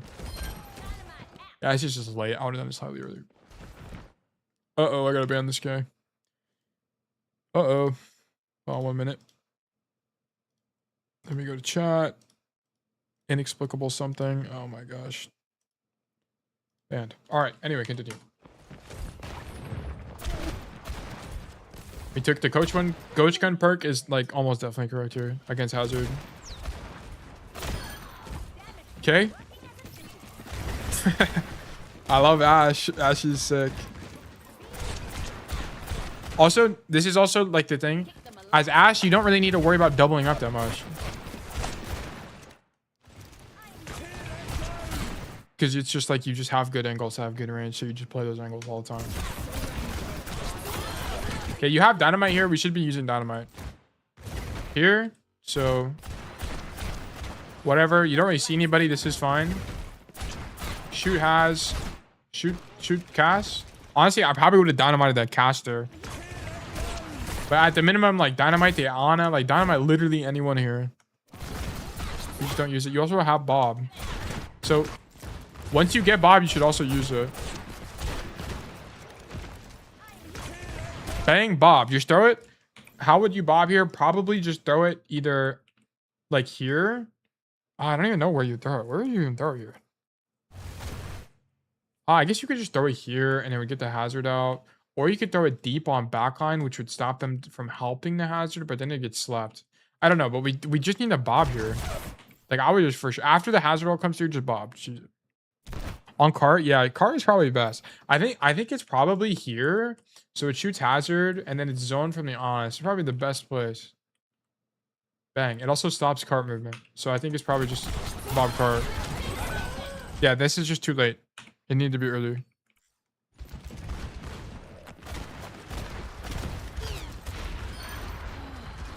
It also went way too deep. Nice. We have you guys your second perk really early. Because you are just farming this lobby, I'm gonna be honest. And the Bob miss, yeah, it is what it is.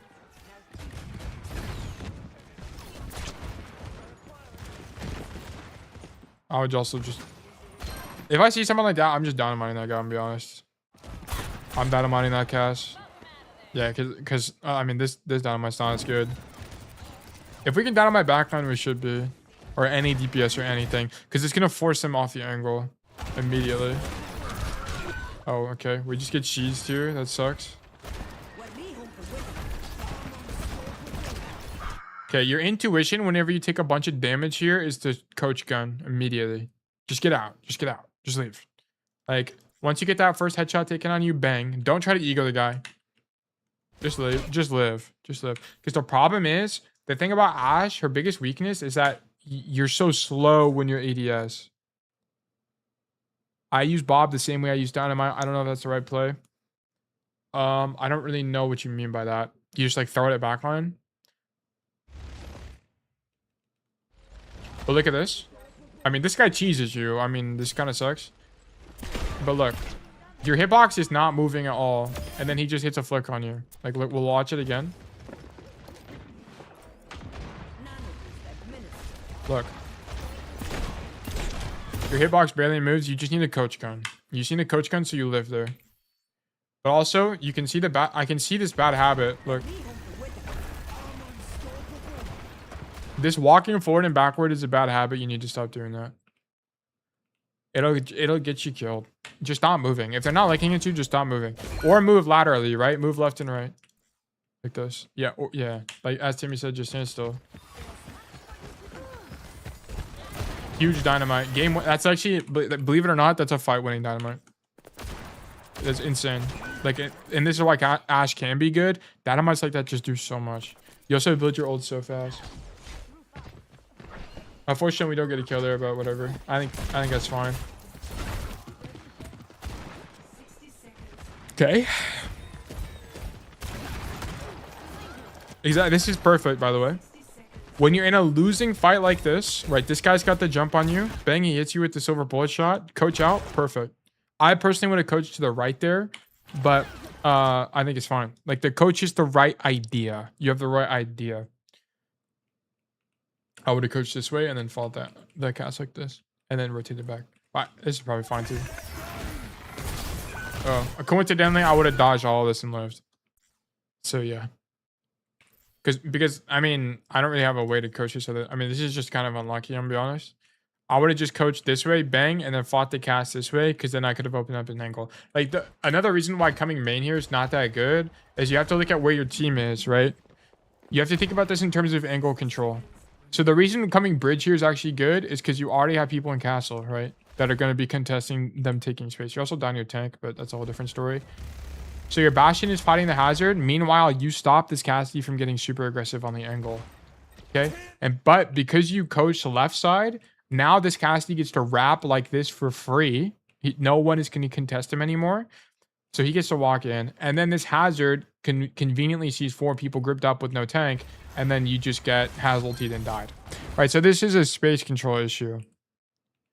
You should be, once you get shot by the Cassidy, coach gun back this way. Come here to stop him from taking additional space. And then you can look for your own plays. You can either come back in main, or you can go far right like this. Yeah, just stand still, especially in lower ranks. It's still broken. Yeah, it's really good. It's a good habit to have. Not only does it let you hit more shots, it stops you from dying from bad habits.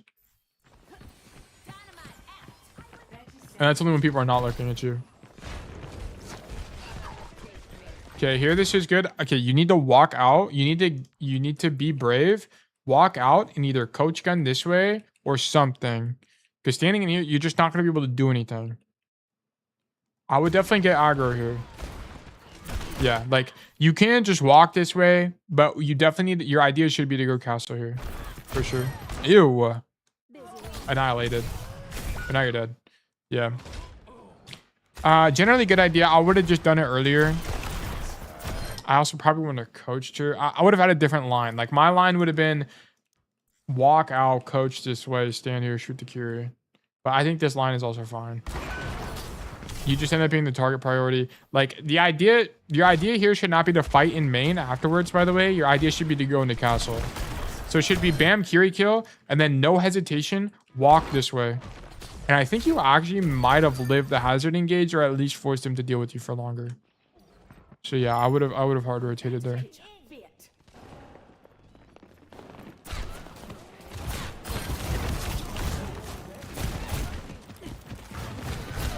Okay. Wait, hold on. Okay, so we come out of spawn here. So number one, I would have just went out the other spawn, to be honest. I would have just pressed F in the spawn doors and went back. But just to be safe, just to make sure I don't die. But here, yeah, you need to live. Like your number one idea here needs to be to not die. Okay, so us fighting and egoing this hazard is 1,000,000,000% not the play. You should just be living. Just live. Yeah. I mean, it's lucky you don't die, but I think you have the wrong idea. Because the worst thing that can happen right now is you dying. Because that means the enemy team will be able to take all this space for free. And you won't have a fight. So then you'll just stagger probably. And then you'll only have one fight, which is at the very end. Okay, so you have the wrong idea here. You also forced Flash Shield, by the way. And you also forced Maywall. And your Moira has no cooldowns, but that's independent of you. Okay, so here we should be thinking about farming for Bob. So I would just dynamite backline here. You hear the Ana. Yeah, this is good. Good hook from Bungus. Good job, Bungus. That coach is probably fine, actually. I don't mind it. They're just out of range, but I think the idea is okay. They also don't have a way to dive you, so not having coach there is okay. Good dynamite.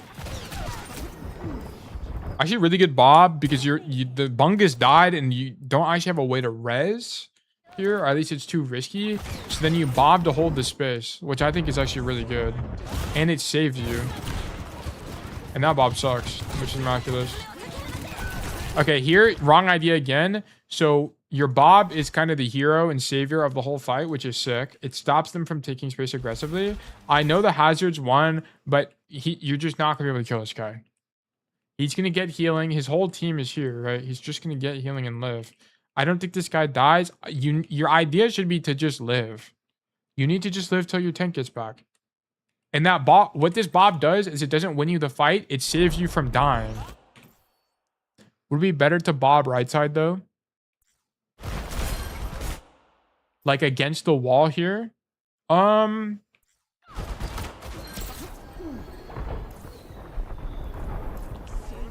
think this Bob is good. I think bobbing point is probably optimal. I don't know.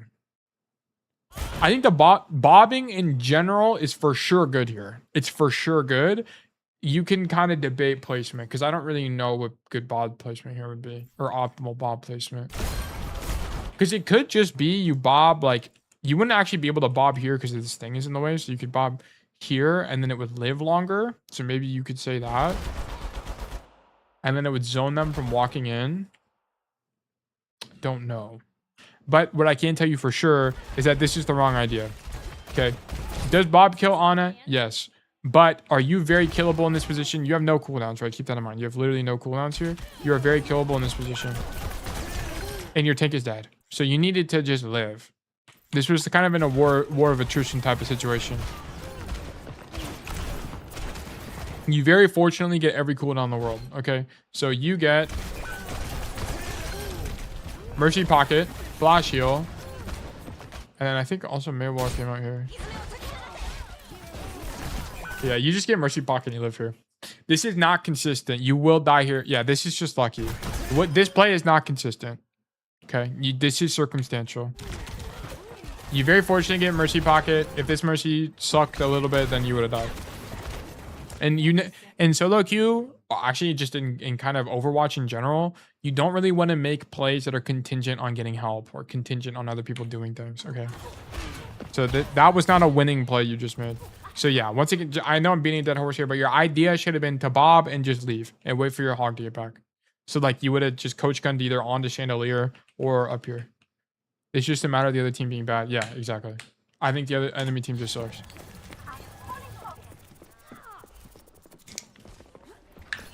But to be fair, if we were playing any other DPS other than Mei, I think that hazard would have died.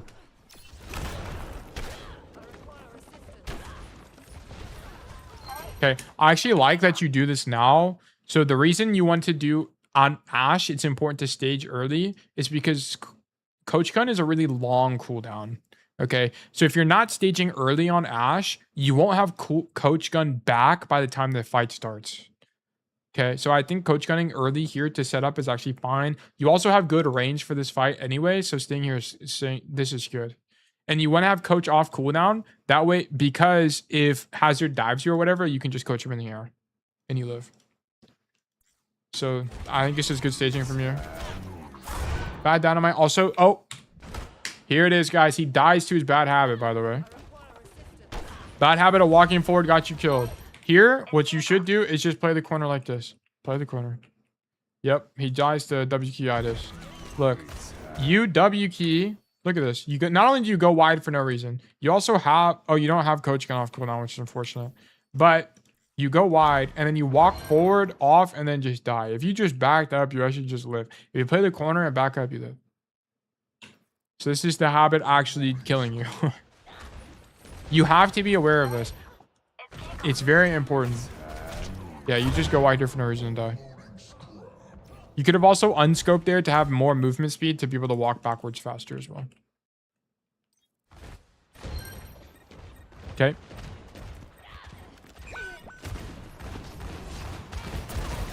Good dynamite.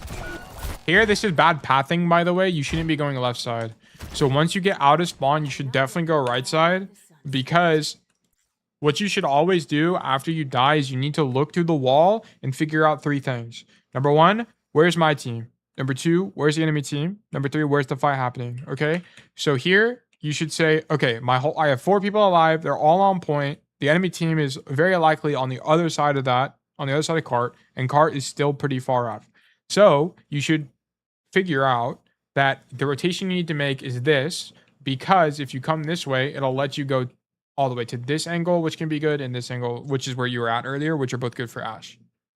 If you go left side, those aren't as easily available to you, right? You have to come out on the open here, and then you have to like coach gun up if you want to do that. So this is a bad rotation from you, bad staging. You need to look where your team is, figure out what's going on, come right side, come this way. Also, this rotation will be consistently safer, because as you make this, even if you end up making this rotation, it's going to be safer because you have more cover as you make this rotation. So this is bad pathing. And then this is also bad staging. This fight, you shouldn't be on the floor. You should have coach gunned up, bang, stand here, and then throw the dynamite. Because you're way more vulnerable on the ground here. You do have coach gun, like that's the advantage you have, but you could have also, if you just path better, you could have also been here and had coach gun in the mid fight.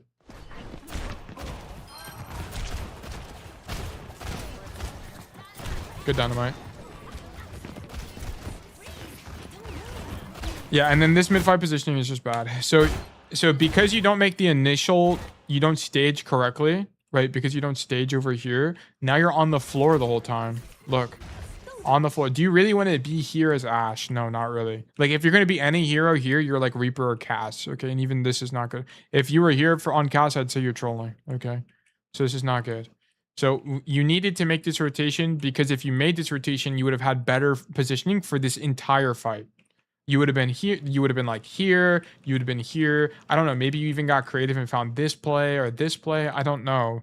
But you don't even have access to those timelines because you don't make the right path thing at the beginning. Okay. So part of why you live there is because the enemy team just sucks. You aren't killing, like, you winning that last fight is not so much because you're good. It's because the enemy team is bad. Okay. So here we clear right side. It's actually really good you cleared this room. This is a lapse of awareness, though. You did hear the Reaper in the room to your left. So I won't be surprised if you die. Okay, good rate. Or good coach gun. And you come back main. So I'm going to be honest. I think walking this way is probably fine. Okay, this is actually probably fine. It's probably fine. I go top right room all the time. At the start, yeah, I do too. I think on Ashe, it's probably fine to go main. I always come out this door. I always, as cast though, I always come out this door, drop here, clear this room, and then walk up this way, and then I clear the stairs, and then I go this way. This is how I always play this. It's like the solved rollout. But on Ashe, there's more risk when you take these angles, so I kind of understand why you wouldn't just hard commit to it. Honestly, I think Ashe, you might just go main. I don't even think if you want to clear it, because those are like losing duels. If there's a Venture there, you lose that. I'm pretty sure. Cass, you win those, but I don't know. I don't know for sure. I'd have to like study Ashe.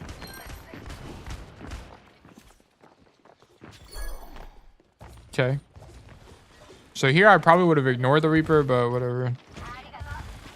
Here we angle max. Okay, this is bad, by the way. So this is bad spacing. You hear the Ram, you hear the Lucio. Your idea should not be to peek the corner like this. This is too close to the enemies. Your idea should be to peek the corner like this up the stairs. Or at the minimum behind this cover. Because you'll be further away. And then if they do engage on you, not only do you have cover, you can coach gun out like this. This, you're just too close, right?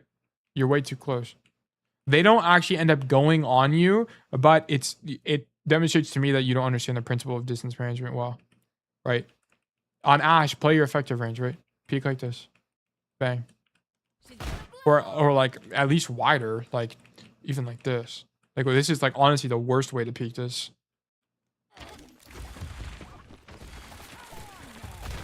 I actually think that angle was good and you should have just stayed there, by the way. I think you should have just stayed here because like you just shoot them all on the side and it's just winning. So I thought the angle was good. I just think how you played it was wrong.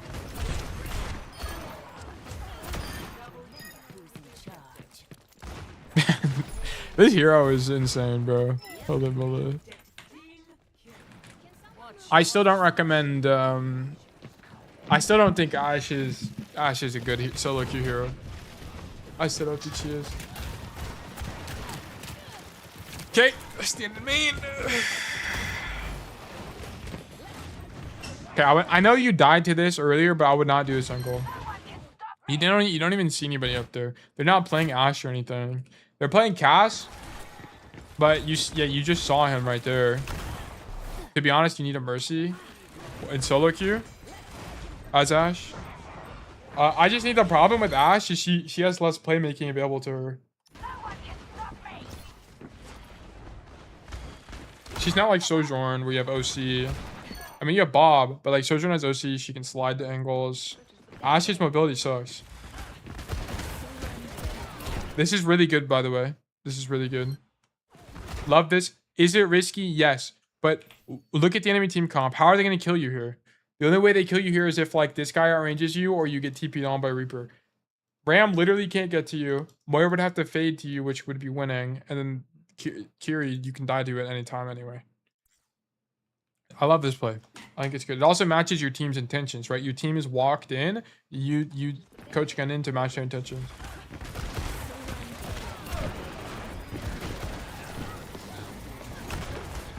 Okay.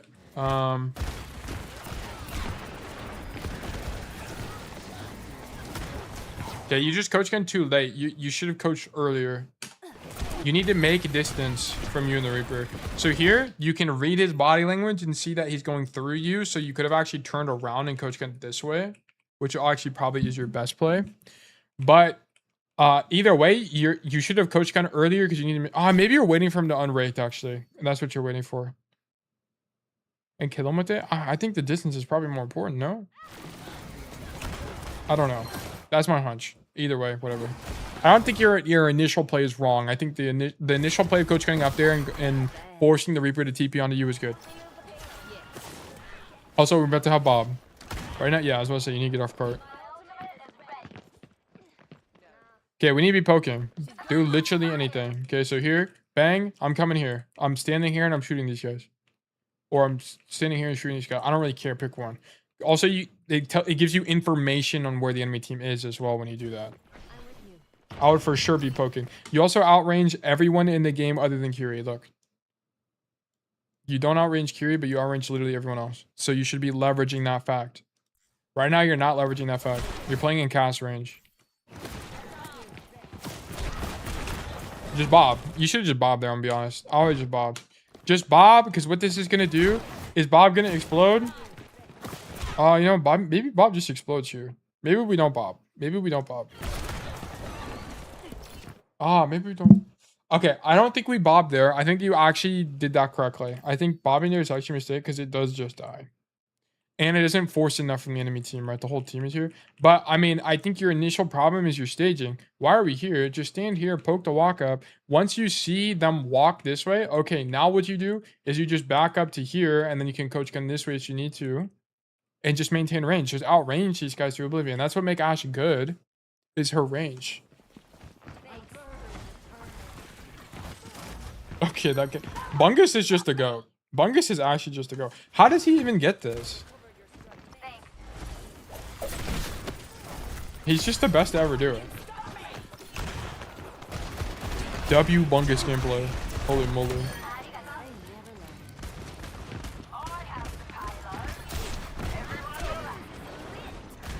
Should have done my aim, by the way. Okay. And then you just play here and win. You just play shooting simulator. Also, we need to drop the Abominator.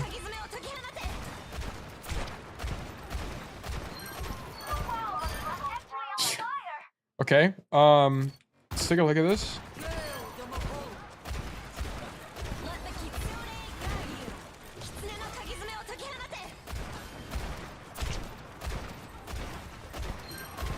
You're just like flicking. Is Bungus a Smurf? I don't know. I have actually no idea. I don't know. Like, the problem is I don't know what elo this is. I can't tell if this is like plat or diamond. It's like gold, plat, or diamond is something, but I don't know what. Here, no, look. The reason you're missing all these shots is you're just doing these like weird micro flicks. Look. Bang, micro flick.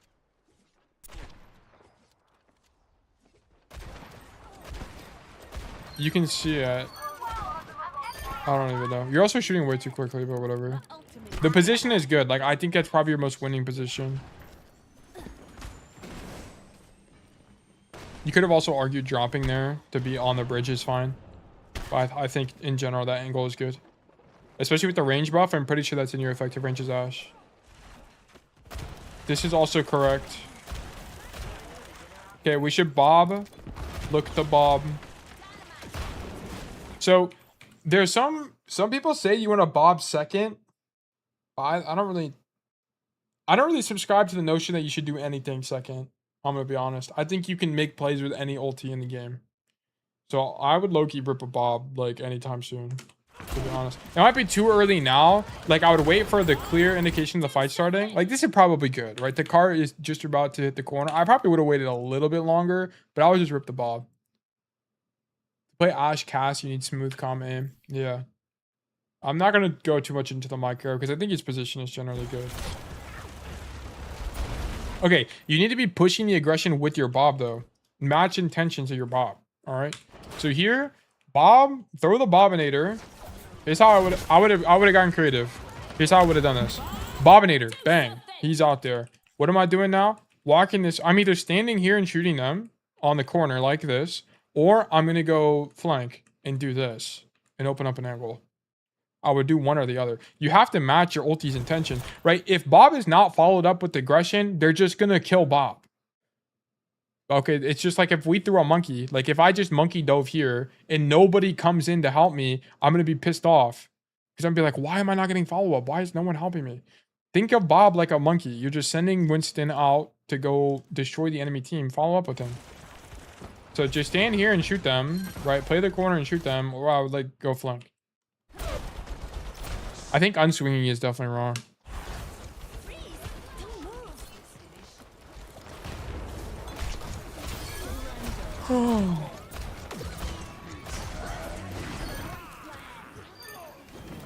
Guys, okay, I'm gonna be honest. There's not a very instructional code. There's not really a lot to learn from that. Bungus was the GOAT tank. You guys held first for a long time, and then you didn't really get contested. There was no like if there was like a dive match, like if you played into a monkey, you probably get contested more there, and then it's gonna be a lot more awkward. But it's just kind of a free game. I'm gonna be real. I do think you should think more about. I mean, I don't even know. He would just need to go back through the VOD and pick a few things. Definitely work on your movement habit while you're aiming. Why are we walking forward while we're aiming? You have to be more conscious of that movement. If you're going to move at all, move laterally. Move left and right. Don't move up and down, right? Stand still, exactly. Yeah. It's gonna save you way more. Like that Deadeye death on third, you could have just avoided if you didn't have that habit. And I guarantee you die like probably once per game to something like that. If not that common, once per 2 games. It definitely happens. So I see it all the time. I coach so much, I see stuff like that happen all the time. Tail, can you teach me the high noon tech? I can't find the VOD we talked about. Yeah, we'll talk about tail tech. Okay, so tail teching is a concept me and Ark invented, where basically it's super simple. I just call it tail tech because it's more concise. What you're gonna do is you're going to, anytime you have Deadeye and you have cover, so it works so good. Yeah, I'm telling you, it's broken. It's actually broken. It's how everyone should be using Deadeye. Now, Timmy, imagine this. Imagine not only do you have the power of tail tech, you also have past noon as a perk, which means you would just expire your Deadeye and get 40% of your ult back. Can you imagine that? They need to bring that perk back. It's actually so strong. It's actually so unbelievably strong. Okay, here's what you do, Pillboy. When you have Deadeye, it doesn't really matter what Deadeye perks you have, but when you have Deadeye and you want to Deadeye like for space or to help your team walk forward or anything, just anytime you're going to use Deadeye in general, okay? Generally what you want to do is you want to have cover like this, a corner, and you want to pop Deadeye like this. You're gonna be at the corner, shoot, pop Deadeye, unswing the corner like this, wait 2 seconds, then re-swing, and then shoot everybody. Sometimes you'll need to stay in cover for longer, okay? It'll just depend. There will be times where like they use jab, you know, Orisa jab, on a sleep, stuff like that, and you'll have to stay like literally just stand. Sometimes I ulti and I stand here the whole time. Because what I'm trying to get out of this Deadeye is not killing people, it's to get space, okay? And people in this game generally understand that Deadeye will kill them if they don't run away. They panic, exactly. They just run away. The higher elo you are, the more likely this is to work. This is better for higher elo than it is for lower elo. Because in lower elo, you're actually more likely to kill people because they have bad movement and their positioning is worse. But in high elo, you like anything, masters and above, you just need to know how to tail tech. It's really easy. But the reason people find it difficult to tail tech is they have a bad habit of like doing this. And then they die all the time. And then I beat them up for it. I'm like, why are you walking in the open? Play cover. So yes, that's tail teching. It's really easy. But it's just, you have to understand that, especially, it's most important when they're playing Ana in Orisa and stuff that can cancel your ulti. But it's also important whenever you don't have the Deadeye perk, because you can't tank as much damage. Deadeye perk can change how you use your ulti, but it also depends on the matchup, right? If they're playing something like an Orisa, you of course can't just go like this. You're going to get jabbed and die, right? But if they're playing like a Hazard or something like that, you can get away with it a lot more. I see why. Keep this. No, you should still be doing it. You should still be doing it. It's still good. It's still good. I promise me. I promise you. Just like I'm just saying it's gonna have more impact. Like you're gonna feel like, dang, I could have just like, you'll have a game where you probably could have accidentally killed somebody just by standing in the open like this. But I promise you, doing this is gonna build a better habit and will be more consistent, right? What you want when you climb is you want to make plays that are consistently correct. Okay, so like you want to make plays that are consistently 60-40 in your advantage. And if you just lose a game because you lost the 40% coin flip, then oh well, you lost the 40% coin flip. Who cares? Go next. But yeah, like doing this makes your ultis consistently better, consistently stronger. Also, it's really good. It's also really good for when you're like not master's rank as well, because tail teching will prevent you from building bad habits. You can bait honest sleep too. Yeah, it happens all the time. There was like a couple Timmy. There was a Timmy VOD not that long ago where you baited an honest sleep, you baited jab. Like you can just bait. I bait. I can guarantee you, if the Ana has sleep dart and you tail tech, you will bait sleep. You will almost 90% of the time bait sleep. Because nobody knows about tail teching. They don't think about it. If you're watching my content, you are in the top 0.5% most knowledgeable Cassidys in the world. I'm not even joking. I'm being 100% dead ass. Like, people just don't do it. They don't get it. Everyone just thinks you just walk down main and pop that eye and stupid shit like that. That's just not it. You got a tail tech. It's really strong. But yeah, that's it. But anyway, I think that's gonna be it for today, guys. We went for 3.5 hours. Next stream is I might stream tomorrow some gameplay. I've been feeling a lot better about the game. I have a healthier outlook on the game. I kind of care less about my rank now. Do I care about my rank for coaching purposes? Yes, I do. But I don't care enough I can just keep some comp. I need a second hero to master though. I don't know which one. No, you don't. What rank are you? Pillboy, aren't you? You said you were silver, right? Just play cast, bro. Pick up a second hero when you're M1. I promise you don't need another hero. Yeah, it is also really nice. You feel like you're in the Matrix whenever you bait out like a bajillion cooldowns. But yes, most people have way too big of a hero. Okay, the reason why. Okay. Let me take a step back. I recommend people have a 2-hero pool. You have one hero that you're an expert on, aka if you watch my content, it should be Cass. Okay, it should just be Cass, and then you should have another hero that you can just play. Like, you know how to play Tracer, okay? Because sometimes also Cass will get banned, okay? But you should think about it. You should have maybe 90, if not 80 to 90% of your playtime on Cass, and then the rest on your fill hero. You don't need to play more than 2 heroes. You really don't. You really don't. Because especially when you're below M1 GM, you can just carry every game as Cass. I promise you can carry. There's maybe been, out of the hundreds of VODs I've watched and coached so far, there's maybe been 2 codes where I was like, this game was straight up unwinnable. 2, okay? Like, there's very few where there's less than that. Like, where it's just not winnable on Cass. Reaper is a good pick. Yeah, Reaper's fine. Like, you just need, like, ideally you play Cass and then something that can live in a dive. So Reaper, Tracer, Genji, Sombra, like Echo, Pharah, something like that. Like, you can also pick a hit scan, but I wouldn't pick a hit scan. Torb? Yeah, you could pick Torb. It doesn't really matter. I'm gonna be honest. You could pick Ashe. You could pick Sojourn. It doesn't really matter. But your mindset should not be, I need to switch. Your mindset should not be, this isn't working. I've died 4 times. I'm gonna switch to Tracer. That should not be your idea. Your idea should be, I've died 4 times. Why am I dying? How can I not die? How can I carry this game? That needs to be your mentality, okay? And that's how you get from silver to GM. I promise you, with that mentality, you will climb. And that's why I'm saying you can just one trick.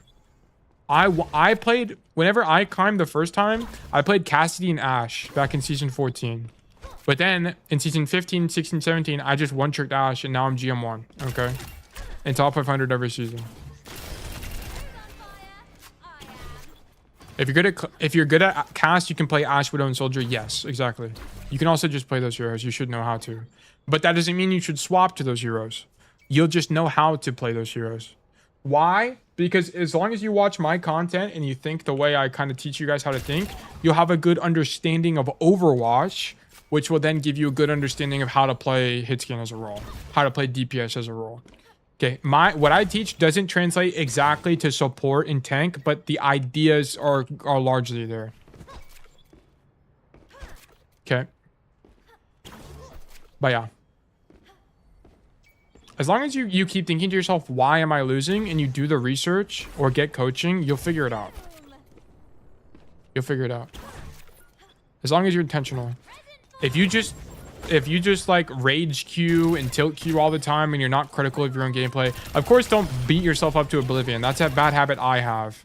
I beat myself up too much and it gets me tilted and then I'd stop wanting to play the game. So you just have to be conscious of that.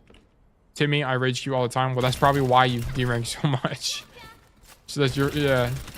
Timmy, your gameplay is good. Like you should be GM. You definitely should be GM by Christmas.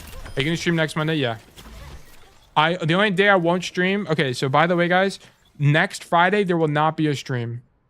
I will be out of town, so I will not be able to stream. So next Friday and next Saturday there will not be a stream, but this upcoming Monday there will be. And yeah, it will be coaching again. You don't care about some of your rank games? Yeah, I mean, if you just play Overwatch to have fun and you don't care, then whatever. But if you want to climb like 100% optimally, you wouldn't tilt Q. You would actually only play like 8 to 10 games a day. You would limit yourself on purpose. I also think playing every day is a really big component to ranking up. Most people, like a lot of the casuals on ladder, don't play every day. They play like, or if they do play every day, it's like 1 or 2 games. If you just play every day, you'll be doing better than most people. I'll play like 20 games a day. Guess probably a little bit too much. I'm probably, after this, I'm gonna probably make some dinner and then play probably play like either Death Stranding, which is the solo, like the single player game I'm playing right now, or solo queue some Doomfist. No school for 1 week. Yeah, my break starts today. I actually have some homework now I think about it. My last day of school is today, and then I got break, and then I have finals weeks. I'll send the code and then finally play a ton tomorrow. Cool. Well, yeah, if you send a code, I won't be able to review it till Monday, because we do coaching on Mondays and Fridays, and then we'll go from there.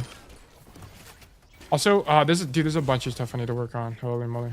But anyway, we're gonna wrap it up for today, guys. Once again, my name is One Still Tail. I am a top 500 Cassidy one trick. I am GM1 currently. I haven't played enough on this account this season, but I'm a top 500 Cassidy one trick. I cast exclusively Cassidy at the moment.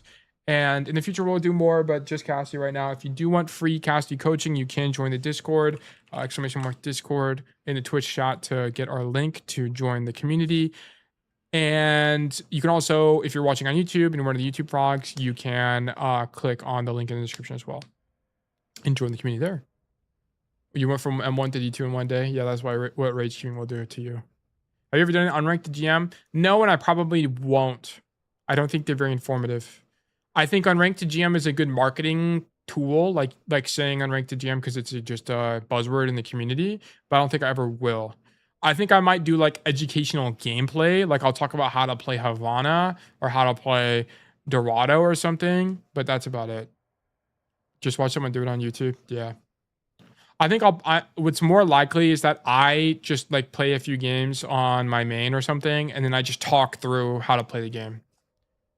I'll be like, this is what I'm doing on Havana and why. Yeah, I've been watching Awkwards. Yeah. Don't take... Okay, so keep in mind, Pillboy, by the way, I am a specialist. So, I mean, maybe it's a little bit arrogant of me to say this, but I'm probably the most educated person when it comes to Cassidy specifically. So if you ever have, like... You should generally prefer my advice over... I mean, Ark is the #1. Yeah, Ark is better than me for sure. But he's not... I don't think he's a better... Well, yeah, he's better than me, but he's not good at explaining concepts as I am. Like, when it comes to... like coaching, you should generally prefer my advice, and then you should look at things like Awkward and stuff like that. There's like a couple other guys that have done it. I wonder if Ark will ever do one. If Ark ever did an unranked to GM, you should probably watch that gameplay over anything. Ark also plays slightly differently than I do. He's more he plays more main than me because he has better mechanics. I flank a lot more, so I'm probably more aggressive than Ark is when I play. But yeah, anyway, so just kind of keep that in mind as you kind of go through your journey. But anyway, I will wrap it up. I'm getting a little bit tired. I do need to make something to eat. I'm running out of energy. Thank you guys for tuning in, and I hope all of you have a fantastic rest of your day. Bye-bye.